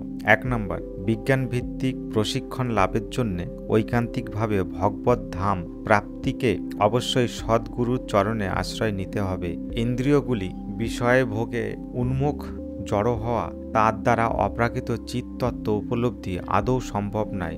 এই জন্যে সদ্গুরুর নির্দেশে শাস্ত্রবিধি সম্মত পন্থায় ইন্দ্রিয়গুলিকে চিন্ময় করা চাই। 2 নম্বর, সদ্গুরু নির্বাচন করা হলে শিষ্যকে তার কাছ থেকে অবশ্যই দীক্ষা গ্রহণ করতে হবে। এই দীক্ষা পরমার্থ প্রশিক্ষণের সূচনা করে। 3 নম্বর, সর্বতোভাবে সদ্গুরুর সন্তুষ্টি বিধানে প্রার্থীকে অবশ্যই প্রস্তুত থাকতে হবে।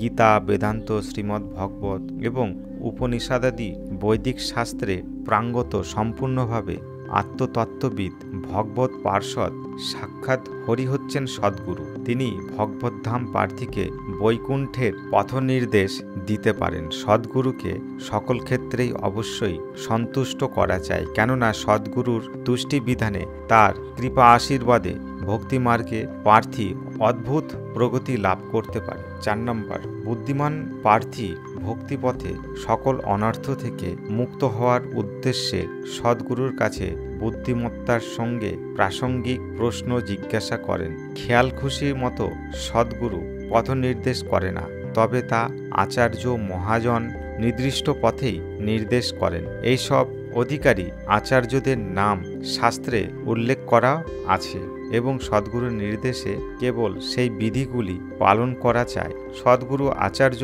নির্দিষ্ট বিধিনিষেধ কখনোই লঙ্ঘন করে না। 5 নম্বর, প্রার্থীকে সর্বদা মহাজনদের পদাঙ্ক অনুসরণ করতে হবে। যারা সিদ্ধি লাভ করেছেন, যারা ওই বিধি পালন করেছেন, এইগুলিকে জীবনব্রত করা যায়। মহাজনদের বাহ্যিক আচরণের অনুকরণ করা উচিত নয়, কিন্তু আন্তরিকভাবে স্থান কাল বিবেচনা করে তাদের অনুসরণ করা উচিত। 6 নম্বর, শাস্ত্র প্রদত্ত আচার্যদের উপদেশাবলী অনুযায়ী প্রার্থীকে অবশ্যই তার অভ্যাস পরিবর্তনে প্রস্তুত থাকতে হবে এবং ভগবানের সন্তুষ্টি বিধানের জন্য অর্জুনের দৃষ্টান্ত অনুসরণ করে ইন্দ্রিয় তৃপ্তি ও কঠোর বৈরাগ্য উভয় ত্যাগ করতে অবশ্যই প্রস্তুত থাকতে হবে।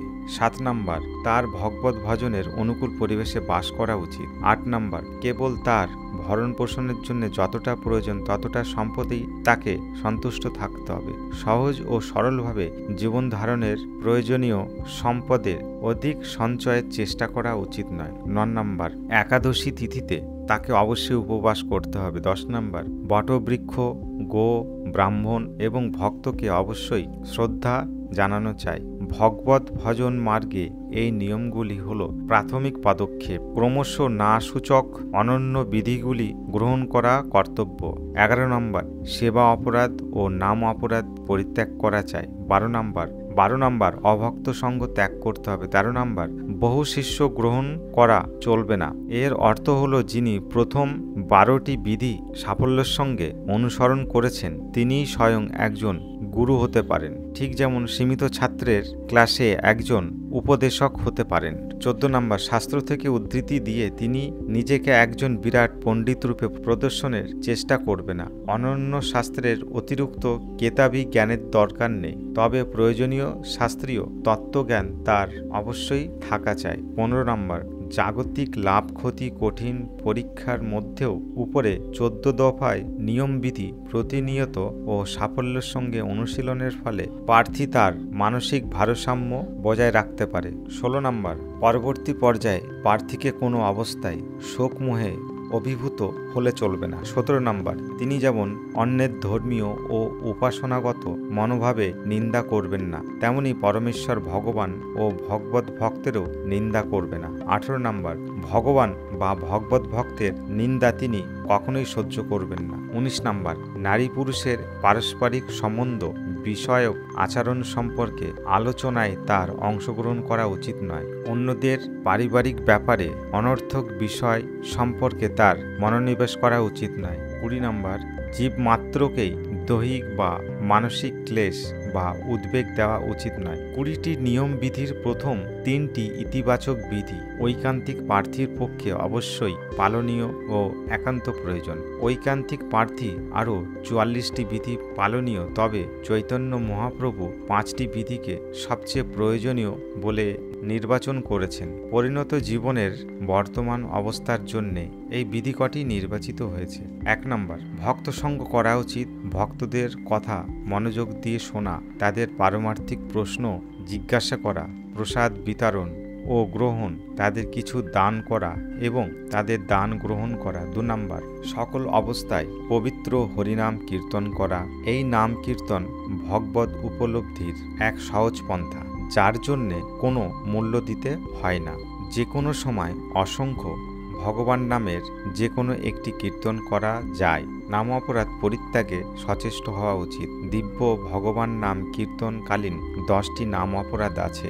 যতদূর সম্ভব এগুলি ত্যাগের চেষ্টা করা চাই, তবে যে কোনো উপলক্ষে পবিত্র ভগবান নাম কীর্তন সদা সর্বদাই চেষ্টা করা কর্তব্য। 3 নম্বর, দিব্য ভগবত কথামৃত আস্বাদন করা উচিত। ভগবত পাঠ অনুষ্ঠানে ভক্ত ভগবানের কাছে গ্রন্থ ভাগবতের প্রামাণিক কথা শ্রবণ সম্ভব। 4 নম্বর, কৃষ্ণ জন্মস্থান মথুরায় বাস করা উচিত, অথবা শ্রী বিগ্রহ প্রতিষ্ঠিত করে সদ্গুরুর দ্বারা দীক্ষিত হয়ে পরিবারের সকলে বিগ্রহ উপাসনার মাধ্যমে গৃহে মথুরার মতো পবিত্র তীর্থের পরিবেশ সৃষ্টি করা উচিত। 5 নম্বর, গভীর শ্রদ্ধা ও ভক্তিভরে এমনভাবে শ্রীবিগ্রহ সেবা করা উচিত যাতে গৃহের সমগ্র পরিবেশ ভগবদ্ধামের প্রতীক হয়ে ওঠে।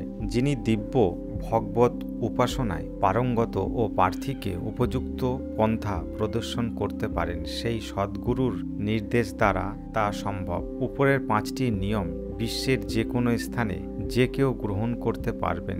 এই যুগে বিশেষভাবে পতিতদের উদ্ধারের জন্য যিনি আবির্ভূত হয়েছিলেন সেই শ্রীচৈতন্য মহাপ্রভুর মতো অধিকারী আচার্যর দ্বারা স্বীকৃত সরল পদ্ধতি অনুসরণ করে যে কেউ এইভাবে ভগবানের দিব্যধামে ফিরে যাওয়ার জন্য প্রস্তুত হতে পারেন।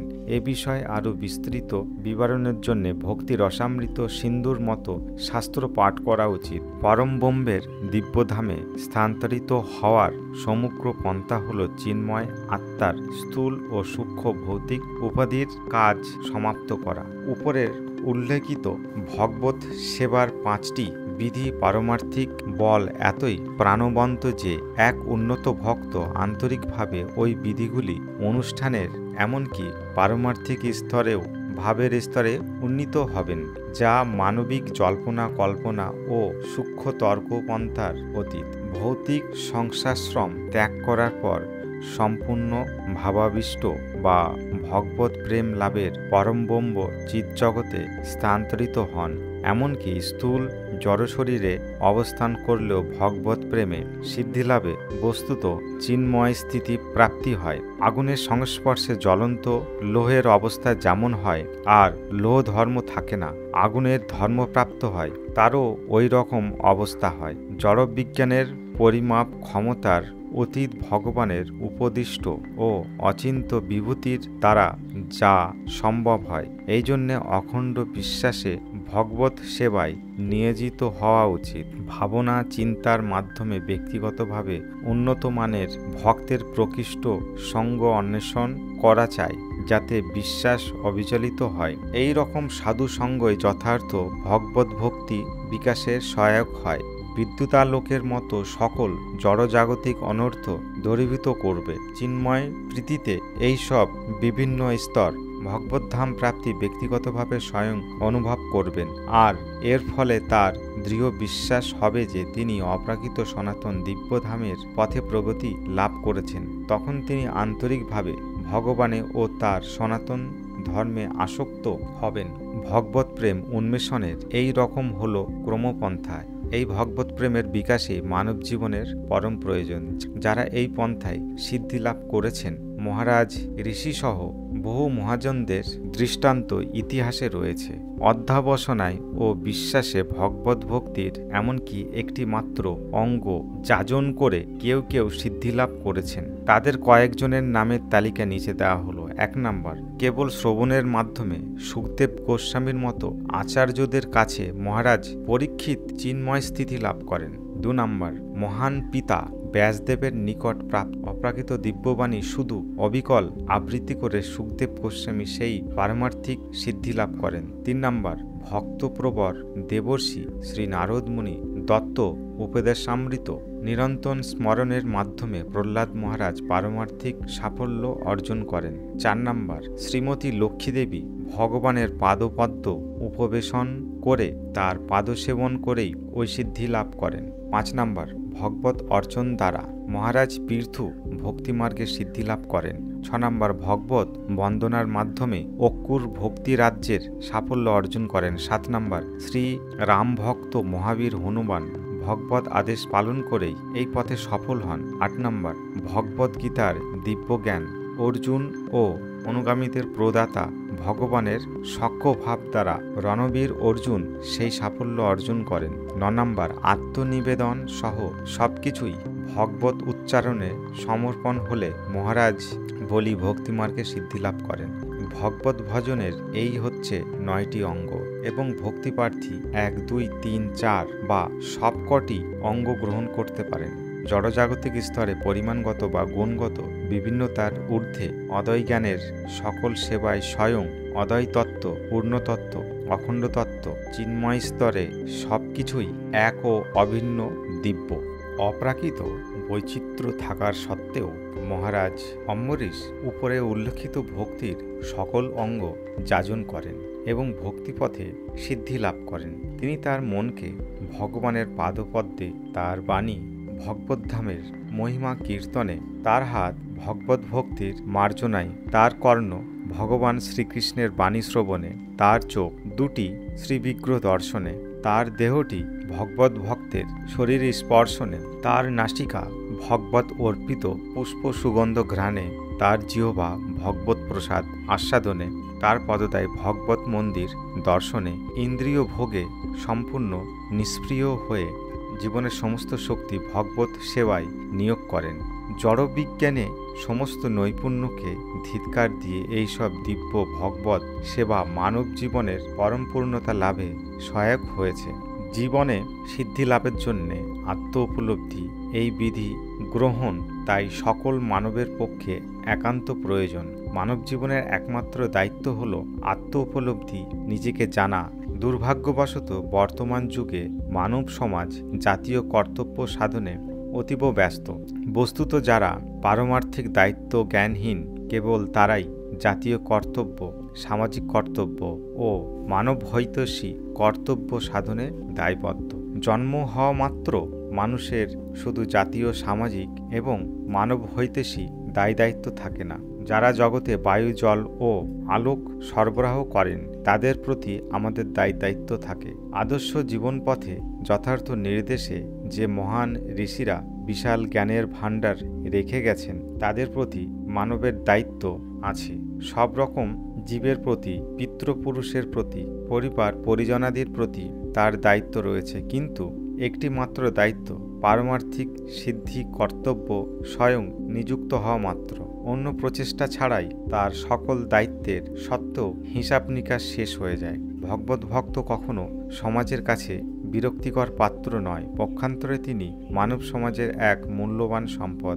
ইহকাল ও পরকালে সমাজের শান্তি ও সমৃদ্ধি কামীদের জন্য অপরিমেয় নিঃস্বার্থ সেবা করতে পারেন যখনই এক ব্যক্তি শুদ্ধ ভক্ত হন, কেননা কোনো সজ্জন ভক্তই পাপ ও কর্মে আসক্ত হন না। তবুও এরকম ভক্ত কোনো অপরাধ হলেও ভগবান স্বয়ং তৎক্ষণাৎ তার সংশোধন করেন। এই কারণে ভক্তের জড়জাগতিক বিদ্যা যেমন কোনো প্রয়োজন নেই, তেমনি সর্বত্যাগী হয়ে তপবনবাসী হওয়ারও তার কোনো দরকার নেই। তিনি কেবল স্বগৃহে অবস্থান করেই জীবনের যে কোনো বর্ণাশ্রমে অবস্থান করে হরিভজন করতে পারেন।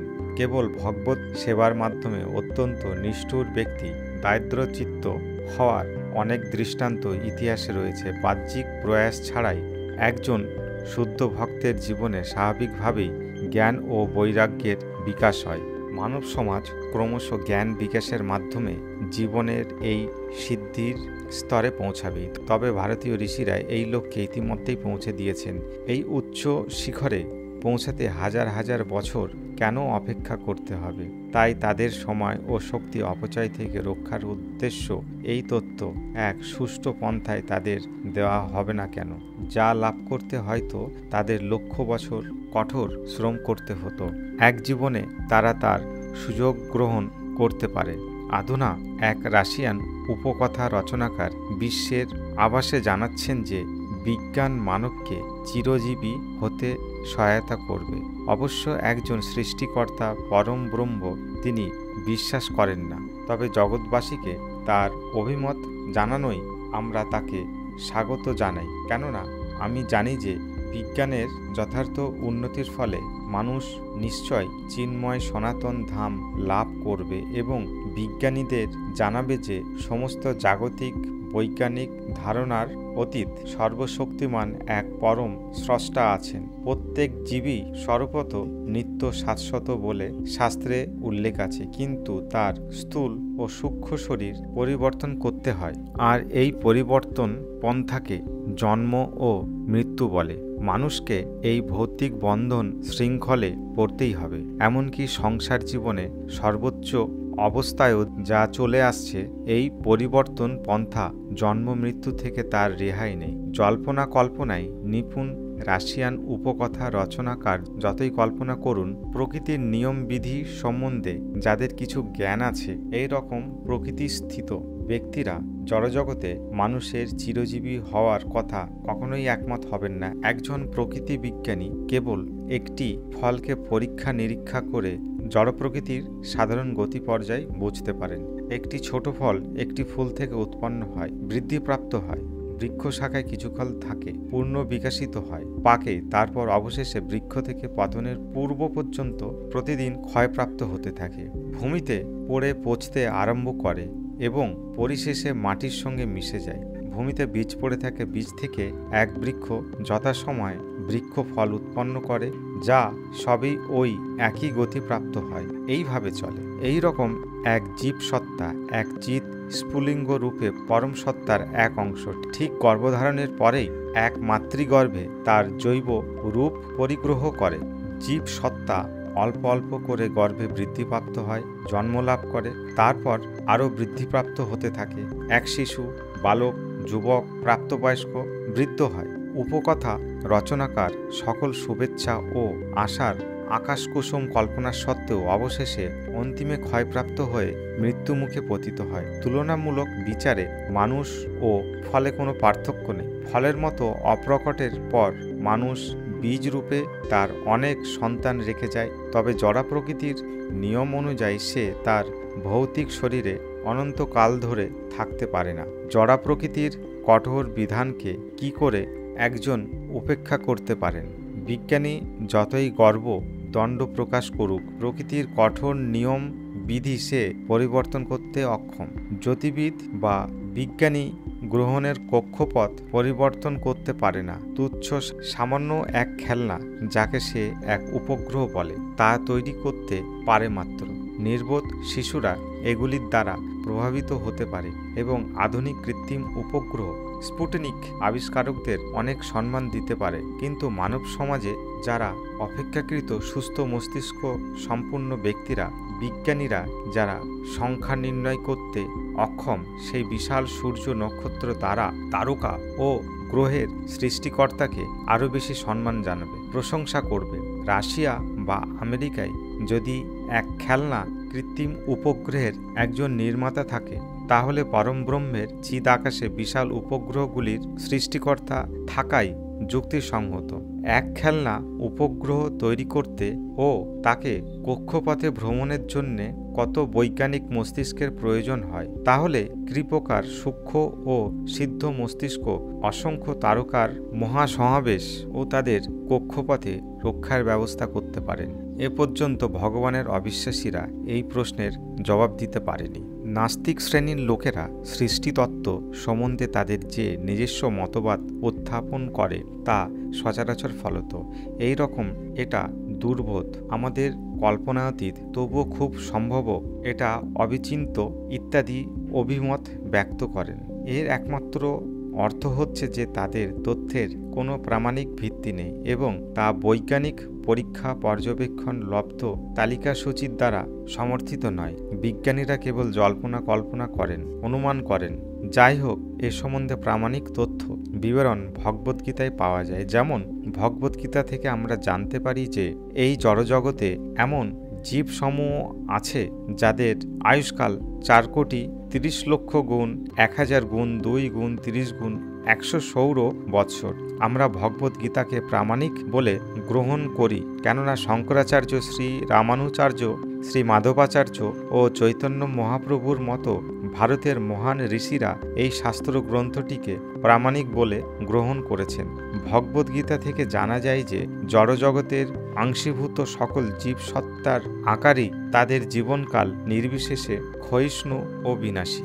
তাই সমস্ত জড় আকারই পরিবর্তনশীল। যদিও প্রকৃতিগতভাবে জড়া শক্তি সংরক্ষিত হয়, শক্তি বিচারে সবকিছুই সনাতন, কিন্তু এই জড়জগতে জড় পদার্থ আকার ধারণ করে, কিছুকাল তার স্থিতি হয়, তা পরিণত অবস্থা লাভ করে, বৃদ্ধ হয়, তারপর সে ক্ষয়প্রাপ্ত হয়, অবশেষে আবার অন্তর্নিহিত হয়। সকল জড় পদার্থ এই অবস্থা প্রাপ্ত হয়। জড়বাদীরা জানাচ্ছেন যে আমাদের দৃষ্টিসীমার অতীত এক অদ্ভুত অচিন্ত্য কোনো অন্য রূপ রয়েছে, যা এই জড়াকাশের অতীত, যা চিদাকাশে এক অস্পষ্ট ইঙ্গিত। যাই হোক, মূল চিৎ প্রকৃতি, চিত্তত্ত্ব আরও কাছে, কেননা সমস্ত জীবের মধ্যেই তা সক্রিয়। যখন চিত্তত্ত্ব চিৎ প্রকৃতি দেহের বাইরে, তখন জড়দেহ নিষ্প্রাণ। যেমন একটি শিশুর দেহের অভ্যন্তরের চিৎ প্রকৃতি রয়েছে এবং তাই তার দেহের আকার পরিবর্তন হচ্ছে এবং তার দেহের বিকাশ হচ্ছে, কিন্তু চিন্ময় আত্মা দেহত্যাগ করলে দেহের বিকাশ হয় না। এই প্রাকৃতিক নিয়ম সমস্ত প্রকৃত তথ্যের ক্ষেত্রে প্রয়োজন। আত্মার চিৎ প্রকৃতির সংস্পর্শে যখন জড়া প্রকৃতি আসে, তখন এইভাবে তার আকার পরিবর্তন হয়, অন্য আকার সে লাভ করে। আত্মা বা চিৎ প্রকৃতি ছাড়াই এই আকার বা রূপ পরিবর্তিত হয় না। সমস্ত জড় বিষয় এই পথে পর্যায়ক্রমে বিকাশ লাভ করছে। ভগবানের চিৎ প্রকৃতি হওয়ায় এই গুণাতীত প্রকৃতি থেকে এর উদ্ভব, আর তা বিকাশ লাভ করে সূর্য, চন্দ্র, পৃথিবী আদির মতো বিশাল রূপ লাভ করে। আর সমগ্র গ্রহগুলি 14টি ভাগে বিভক্ত এবং গুণ বিচারে তারা বিভিন্ন, কিন্তু এই বিকাশ লাভের এই নীতি সকলের ক্ষেত্রে সত্য। চিৎ শক্তি হচ্ছে স্রষ্টা, আর এই চিৎ শক্তির দ্বারাই একমাত্র সম্পূর্ণ আকারে রূপান্তর, পরিবর্তন এবং বিকাশ ঘটে। অনেক মূর্খরা দাবি করে যে জীবন শুধু এক রাসায়নিক মিশ্রণের মতো জড় বিকার দ্বারা সৃষ্টি। নিশ্চয়ই তাই নয়। জীব শক্তিকে স্থান দিতে এক অনুকূল পরিবেশ সৃষ্টিকারী এক উন্নততর সত্তার দ্বারা জড়ীয় ক্রিয়া প্রতিক্রিয়া সক্রিয় হয়ে ওঠে, গতিশীলতা প্রাপ্ত হয়। এক চিন্ময় সত্তার স্বতন্ত্র ইচ্ছা দ্বারা যা নির্ধারিত উন্নততর উৎকৃষ্ট শক্তি জড়বস্তুকে উপযুক্তভাবে পরিচালনা করে। যেমন গৃহ নির্মাণের উপাদানগুলি সত্যই মিশ্রিত হয়ে হঠাৎ এক আবাসগৃহের আকার ধারণ করে না। জীবন্ত চিন্ময় সত্তা তার স্বতন্ত্র ইচ্ছা দ্বারা জড়দ্রব্যকে যথাযথভাবে চালনা করে। এইভাবে সে তার গৃহ নির্মাণ করেন। সেই রকম জড় পদার্থ আছে, সেই রকম জড় পদার্থ হচ্ছে উপাদান মাত্র, কিন্তু চিন্ময় আত্মা হচ্ছে স্রষ্টা। যথার্থ জ্ঞানহীনরাই এই সিদ্ধান্তকে মেনে নেয় না। স্রষ্টা আমাদের দৃষ্টির আড়ালে আছে বলে তার অর্থ এই নয় যে কোনো সৃষ্টিকর্তা নেই। ব্রহ্মাণ্ডের সুবিশাল আকার দেখে শুধু বিভ্রান্ত হওয়া উচিত নয়, পক্ষান্তরে এক পরম বুদ্ধিমত্তার বিচারে শিক্ষালাভ করা বরং উচিত। পরম সত্তাই হচ্ছেন অন্তিম সৃষ্টিকর্তা, সর্বাকর্ষক পরমেশ্বর ভগবান শ্রীকৃষ্ণ। সৃষ্টিকর্তার প্রামাণিক তথ্য সম্বন্ধে কেউ হয়তো অজ্ঞ থাকতে পারে, শ্রীমদ্ ভগবতের মতো বৈদিক শাস্ত্রে কিন্তু তা দেওয়া আছে। মহাকাশে যখন এক কৃত্রিম উপগ্রহ উৎক্ষেপণ করা হয়, একটি শিশু হয়তো বুঝতে পারে না যে এর পেছনে বৈজ্ঞানিক মস্তিষ্ক রয়েছে, কিন্তু প্রাপ্তবয়স্ক বুদ্ধিমান ব্যক্তি বুঝতে পারেন যে পৃথিবী থেকে বৈজ্ঞানিক মস্তিষ্কে এই উপগ্রহগুলিকে নিয়ন্ত্রণ করছে। সেই রকম সৃষ্টিকর্তা এবং চিৎ জগতে তার নিত্যধাম সম্বন্ধে স্বল্পমেধা ব্যক্তিদের কোনো তথ্য জানা নেই, যা আমাদের দৃষ্টিসীমা থেকে অনেক অনেক দূরে। এই চিদাকাশ বস্তুত আছে এবং এই চিন্ময় গ্রহগুলি আয়তনে অনেক বিশাল এবং জড় আকাশের গ্রহগুলির তুলনায় অসংখ্য এবং জড় আকাশে গ্রহগুলির তুলনায় সংখ্যা অনেক বেশি। ভগবদ্গীতা থেকে আমরা জানতে পারি যে সৃষ্টির 1/4 দিয়ে জড় ব্রহ্মাণ্ড তৈরি। শ্রীমদ্ ভগবত এবং অন্যান্য বৈদিক শাস্ত্রে এই তত্ত্বের বহু প্রমাণ পাওয়া যায়। কোনো প্রাকৃতিক ক্রিয়াকর্ম এবং রাসায়নিক মিশ্রণ দ্বারা বিজ্ঞানীর পরীক্ষাগারে জীবশক্তি সৃষ্টি করা গেলে গর্ভ উদ্ভূত জড় বিজ্ঞানীরা জীবন সৃষ্টি করতে সক্ষম হয়নি কেন? তাদের অবশ্য জানা উচিত চিন্ময় আধ্যাত্মিক শক্তি জড় পদার্থ থেকে বিভিন্ন এবং কোনো প্রকার ভৌতিক সমন্বয় দ্বারা ওই শক্তি উৎপন্ন করা সম্ভব নয়। আধুনা রাশিয়ান ও আমেরিকানরা নিঃসন্দেহে প্রযুক্তির বিজ্ঞানের অনেক বিভাগে খুবই উন্নত, কিন্তু আধ্যাত্মিক বিজ্ঞানে তারা এখনও অজ্ঞ। এক আদর্শ এবং প্রগতিশীল মানব সমাজ গঠনের উদ্দেশ্য তাদের উৎকৃষ্ট বুদ্ধিমত্তা থেকে শিক্ষা গ্রহণ করতে হবে। রাশিয়ানরা জানে না যে আদর্শ সমাজতন্ত্রবাদ দর্শনের বর্ণনা শ্রীমদ্ ভগবতে রয়েছে। ভগবতে বলা হয়েছে, কৃষিজ, খনিজ ইত্যাদি যা কিছু প্রকৃতিজ সম্পদ আছে তা পরম স্রষ্টার সৃষ্টি এবং তাতে প্রত্যেকটি জীবেরই ভোগ করার অধিকার আছে। সেখানে আরও বলা হয়েছে যে এক ব্যক্তির নিজ দেহ ভরণ পোষণের যতটুকু সম্পদ প্রয়োজন ততটুকুই মাত্র তার অধিকার আছে, আর সে যদি তার চেয়ে বেশি কামনা করে বা তার বরাদ্দ অংশের বেশি সে গ্রহণ করে তাহলে সে দণ্ডাধীন হবে। আরও বলা হয়েছে যে পশুদের সঙ্গে নিজ সন্তান সন্ততিদের মতো ব্যবহার করা উচিত। আমাদের বিশ্বাস যে বিশ্বের কোনো জাতি সমাজতন্ত্রবাদকে শ্রীমদ্ ভগবতের মতো এক সুন্দরভাবে বিশ্লেষণ করতে পারেননি। স্রষ্টা এবং জীবের যথার্থ স্বরূপের পূর্ণ জ্ঞান থাকলে কেবল তখনই মানুষ বাদে অনন্য জীবদের সঙ্গে ভ্রাতা ও সন্তানদের মতো ব্যবহার করতে হবে। মানুষের মৃত্যুহীন জীবন কামনা একমাত্র চিৎ জগতেই সম্ভব। এই নিবন্ধের সূচনাতেই বলা হয়েছে যে অনন্ত জীবনের কামনা সুপ্ত আধ্যাত্মিক জীবনের এক লক্ষণ। মানব সভ্যতার উদ্দেশ্য সেই অন্তিম লক্ষ্যই হওয়া উচিত। এখানে উল্লেখিত ভক্তিযোগ পন্থার প্রত্যেক মানুষের পক্ষে নিজেকে চিন্ময় রাজ্যের স্থানান্তরিত করা সম্ভব। ভক্তিযোগ এক মহান বিজ্ঞান। জীবনে পরম সিদ্ধি লাভের অনেক বৈজ্ঞানিক এই রকম সাহিত্য ভারতে রচিত হয়েছে। ভক্তিযোগ মানুষের সনাতন ধর্ম, ধর্মনীতি সহ সকল বিষয় যখন জড়বিজ্ঞানের প্রভাবাধীন, এমন সময় বর্তমান বিজ্ঞানের দৃষ্টিকোণ থেকে মানুষের সনাতন ধর্মনীতিকে দেখা খুবই উৎসাহজনক। এক বিশ্বধর্ম ডক্টর এস রাধাকৃষ্ণন পর্যন্ত স্বীকার করেছেন যে বৈজ্ঞানিক দৃষ্টিকোণ থেকে গ্রহণ না করা হলে বর্তমান সভ্যতা ধর্মকে গ্রহণ করবে না। যারা সত্যকে ভালোবাসেন, যারা সত্যান্বেষী, সানন্দে আমরা তাদের উদ্দেশ্যে ঘোষণা করছি যে সমগ্র জগতের সনাতন ধর্ম হচ্ছে এই ভক্তিযোগ এবং পরমেশ্বর ভগবানের সঙ্গে নিত্যযুক্ত সমস্ত জীবের জন্যেই এই ভক্তিযোগ, যার আদি এবং অন্ত নেই। সেই ধর্মকে শ্রীপাদ রামানুজাচার্য এইভাবে বিশ্লেষণ করেছেন। যখন আমরা সনাতন শব্দের কথা বলি তখন আমরা এই অর্থেই প্রামাণিক বলে স্বীকার করি। সনাতন ধর্ম আদি অন্তহীন, অন্য যে কোনো সাম্প্রদায়িক ধর্মই সীমাবদ্ধ। সনাতন ধর্ম সেই রকম নয়, ভিন্ন রকম। বিজ্ঞানের আলোকে সনাতন ধর্মকে সমস্ত বিশ্বের সব লোকের মুখ্য বৃত্তিরূপেই নয়, সমস্ত ব্রহ্মাণ্ডের সমস্ত জীবকুলের মুখ্য বৃত্তিরূপে দেখা সম্ভব হবে। ধর্মমাত্রই মানব ইতিহাসে এক শুরু আছে, কিন্তু সনাতন ধর্মের ঐতিহাসিক কোনো শুরু নেই, কেননা জীবের সঙ্গে সনাতন ধর্ম অনন্তকাল ধরেই আছে। যখন এক ব্যক্তি নিজেকে হিন্দু, মুসলমান, খ্রিস্টান, বৌদ্ধ বা অন্য কোনো ধর্ম সম্প্রদায় অন্তর্ভুক্ত বলে পরিচয় দেয় এবং জন্মের বিশেষ সময় ও পরিস্থিতির উল্লেখ করে, তাকে অসনাতন ধর্ম বলে। একজন হিন্দু মুসলমান হতে পারে বা একজন মুসলমান একজন হিন্দু বা খ্রিস্টান হতে পারে, কিন্তু সকল অবস্থায় একটি অপরিবর্তনীয় বৈশিষ্ট্য তাদের মধ্যে রয়েছে। সকল পরিস্থিতিতেই সে অন্যদের সেবারত আছে। একজন হিন্দু, মুসলমান, বৌদ্ধ বা খ্রিস্টান সকল অবস্থায় কোনো একজনের সেবক। কোনো এক বিশেষ শ্রেণীর বিশ্বাসেই সনাতন ধর্ম নয়। সনাতন ধর্ম হচ্ছে সকল ধর্মের ঐক্য ও সমন্বয় স্থাপনকারী সকল জীবের নিত্য অবস্থা। ভগবত সেবাই হল সনাতন ধর্ম।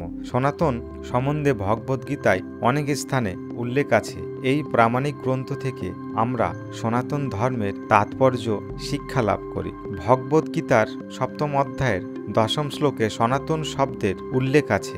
সেখানে ভগবান বলেছেন যে তিনি সবকিছুর সনাতন পরম উৎস, এই জন্য তিনিও সনাতন। উপনিষদের সবকিছুর পরম উৎসকে সম্যকপূর্ণ বলা হয়েছে। সম্যকপূর্ণ পরম উৎস থেকে উদ্ধৃত সকল অংশ সম্যক পূর্ণ ও সনাতন উৎস থেকে অনেক পূর্ণ অংশ উদ্ভূত হলেও পরিমাণ বা গুণগতভাবে সনাতন পরম উৎসের কোনো ক্ষয় হয় না, কারণ সনাতনের প্রকৃতি হল অবিকার, তার কোনো পরিবর্তন হয় না। সময় ও অবস্থার প্রভাবাধীন যা কিছুরই পরিবর্তন হয় তা সনাতন নয়। তাই রূপ বা গুণে যাই হোক, যে কোনো জিনিসের পরিবর্তন হয় তাকে সনাতন বলে গ্রহণ করা যাবে না। একটি জড়জাগতিক উদাহরণ দেওয়া যেতে পারে। শত সহস্র বছর ধরে সূর্য কিরণ দিয়ে চলেছে এবং এটি একটি জড়জাগতিক সৃষ্টি হল। সূর্যের রূপ ও কিরণ অপরিবর্তনীয় আছে, এই জন্যে সবকিছুরই পরম মূল উৎস হলেও যার কখনো সৃষ্টি হয়নি, তার রূপ ও গুণের কখনো পরিবর্তন হয় না। ভগবান নিজেকে সব প্রজাতির পিতা বলে দাবি করেছেন। অহম বীজ ও প্রদপিতা। তারা যাই হোক, সকল জীব সত্তাকে ভগবান তার অবিচ্ছেদ্য অংশ বলে দাবি করেছেন। তাই ভগবদ্গীতা তাদের সকলের জন্য। পরমেশ্বর ভগবানের এই সনাতন প্রকৃতির কথা ভগবদ্গীতায় আছে। জীব সত্তার সনাতন প্রকৃতি এবং জড় আকাশ থেকে অনেক অনেক ভগবানের ধামের কথাও সেখানে আছে। এই জগৎ যে জন্ম মৃত্যু জরা ও ব্যাধিতে পূর্ণ এক দুঃখালয়, ভগবদ্গীতায় ভগবান কৃষ্ণ এই তথ্য আমাদের দিয়েছেন। এমনকি ব্রহ্মাণ্ডের সর্বোচ্চ ব্রহ্মলোকেও এসব দুঃখ রয়েছে। একমাত্র ভগবদ্ধাম বৈকুণ্ঠ লোকে সম্পূর্ণ দুঃখতাপহীন। সেখানে সূর্য চন্দ্র বা বৈদিক আলোকে কোনো প্রয়োজন নেই। এই বৈকুণ্ঠ লোকগুলি স্বয়ং আলোকিত, জ্যোতির্ময়। সেখানে জীব শাশ্বত জ্ঞান ও আনন্দে পূর্ণ। এই লোকেই সনাতন ধাম বলে। ভগবান কৃষ্ণ হচ্ছেন পুরুষোত্তম, তিনি সনাতন পুরুষ, তার ধাম সনাতন ধাম। জীব অবশ্যই তার আলয় ভগবত ধামে ফিরে যাক, সেখানে কৃষ্ণের সঙ্গে জীবন উপভোগ করুক, এটাই স্বাভাবিক, এটাই সঠিক সিদ্ধান্ত। সংসার দাবানলে দগ্ধ হওয়ার জন্যে তারা এখানে থাকবে না। এই ভব সংসারে এমনকি ব্রহ্মলোকেও কোনো সুখ নেই। তাই যারা অল্প বুদ্ধি সম্পন্ন তারা এই জড়জগতের ঊর্ধ্বলোকে উন্নীত হওয়ার পরিকল্পনা করে। এই সব লোকে ক্ষণস্থায়ী সুবিধা লাভের জন্য তারা দেবতাদের শরণাপন্ন হয়। এইভাবে তারা ধর্ম অনুষ্ঠানের মাধ্যমে যে সুবিধা লাভ করে তা ক্ষণস্থায়ী। তবে যারা বুদ্ধিমান ব্যক্তি তারা ধর্মের নামে এই সমস্ত অনুষ্ঠান পরিত্যাগ করে এবং পরমেশ্বর ভগবানের চরম শরণাপন্ন হয়। এইভাবে সর্বশক্তিমান ভগবানের কাছ থেকে তারা সম্পূর্ণ নিরাপত্তা লাভ করেন। এই সনাতন ধর্ম হল ভক্তিযোগের পন্থা, আর এই পন্থার মাধ্যমে সনাতন ভগবান এবং তার সনাতন ধামকে অবগত হওয়া যায়। চিৎজগৎ সনাতন ধামে বিরাজমান। সনাতন আনন্দ উপভোগের জন্যে একমাত্র ভক্তিযোগের মাধ্যমেই সেখানে ফিরে যাওয়া যায়। যারা সনাতন ধর্মের অনুগামী এখন থেকেই ভগবদ্গীতার মূল ভাবাদর্শ তারা গ্রহণ করুন। সনাতন ধর্ম গ্রহণে কারো পক্ষেই কোনো বাধা নেই। এমনকি সেসব ব্যক্তি দিব্যজ্ঞানে তেমন আলোকিত নয়, তারাও ভগবানের কাছে ফিরে যেতে পারেন। শ্রীমদ্ ভগবতে এই শিক্ষা পাওয়া যায় এবং পরমেশ্বর ভগবান এই শিক্ষা ভগবদ্গীতায় দিয়েছেন। মানবজাতিকে এই সুযোগ দেওয়া উচিত। ভারত ভূমিতে ভগবদ্গীতার জ্ঞান দেওয়া হয়েছে, তাই প্রত্যেক ভারতীয়ের কর্তব্য এই ভগবদ্গীতার যথার্থ ধর্ম পৃথিবীর অন্য স্থানে প্রচার করা। এই মুহূর্তে জড়বাদের অন্ধকারে মানবজাতি বিভ্রান্ত হয়ে দুঃখ ভোগ করে। তাদের তথাকথিত শিক্ষা পারমাণবিক বোমা আবিষ্কারে তারা সক্ষম হয়েছে, তাই শীঘ্রই তাদের বিনাশ আসন্ন। তবে সনাতন ধর্ম থেকে তারা জীবনের প্রকৃত উদ্দেশ্য সম্বন্ধে শিক্ষা লাভ করবে। এই ধর্ম প্রচারের দ্বারা তারা উপকৃত হবে।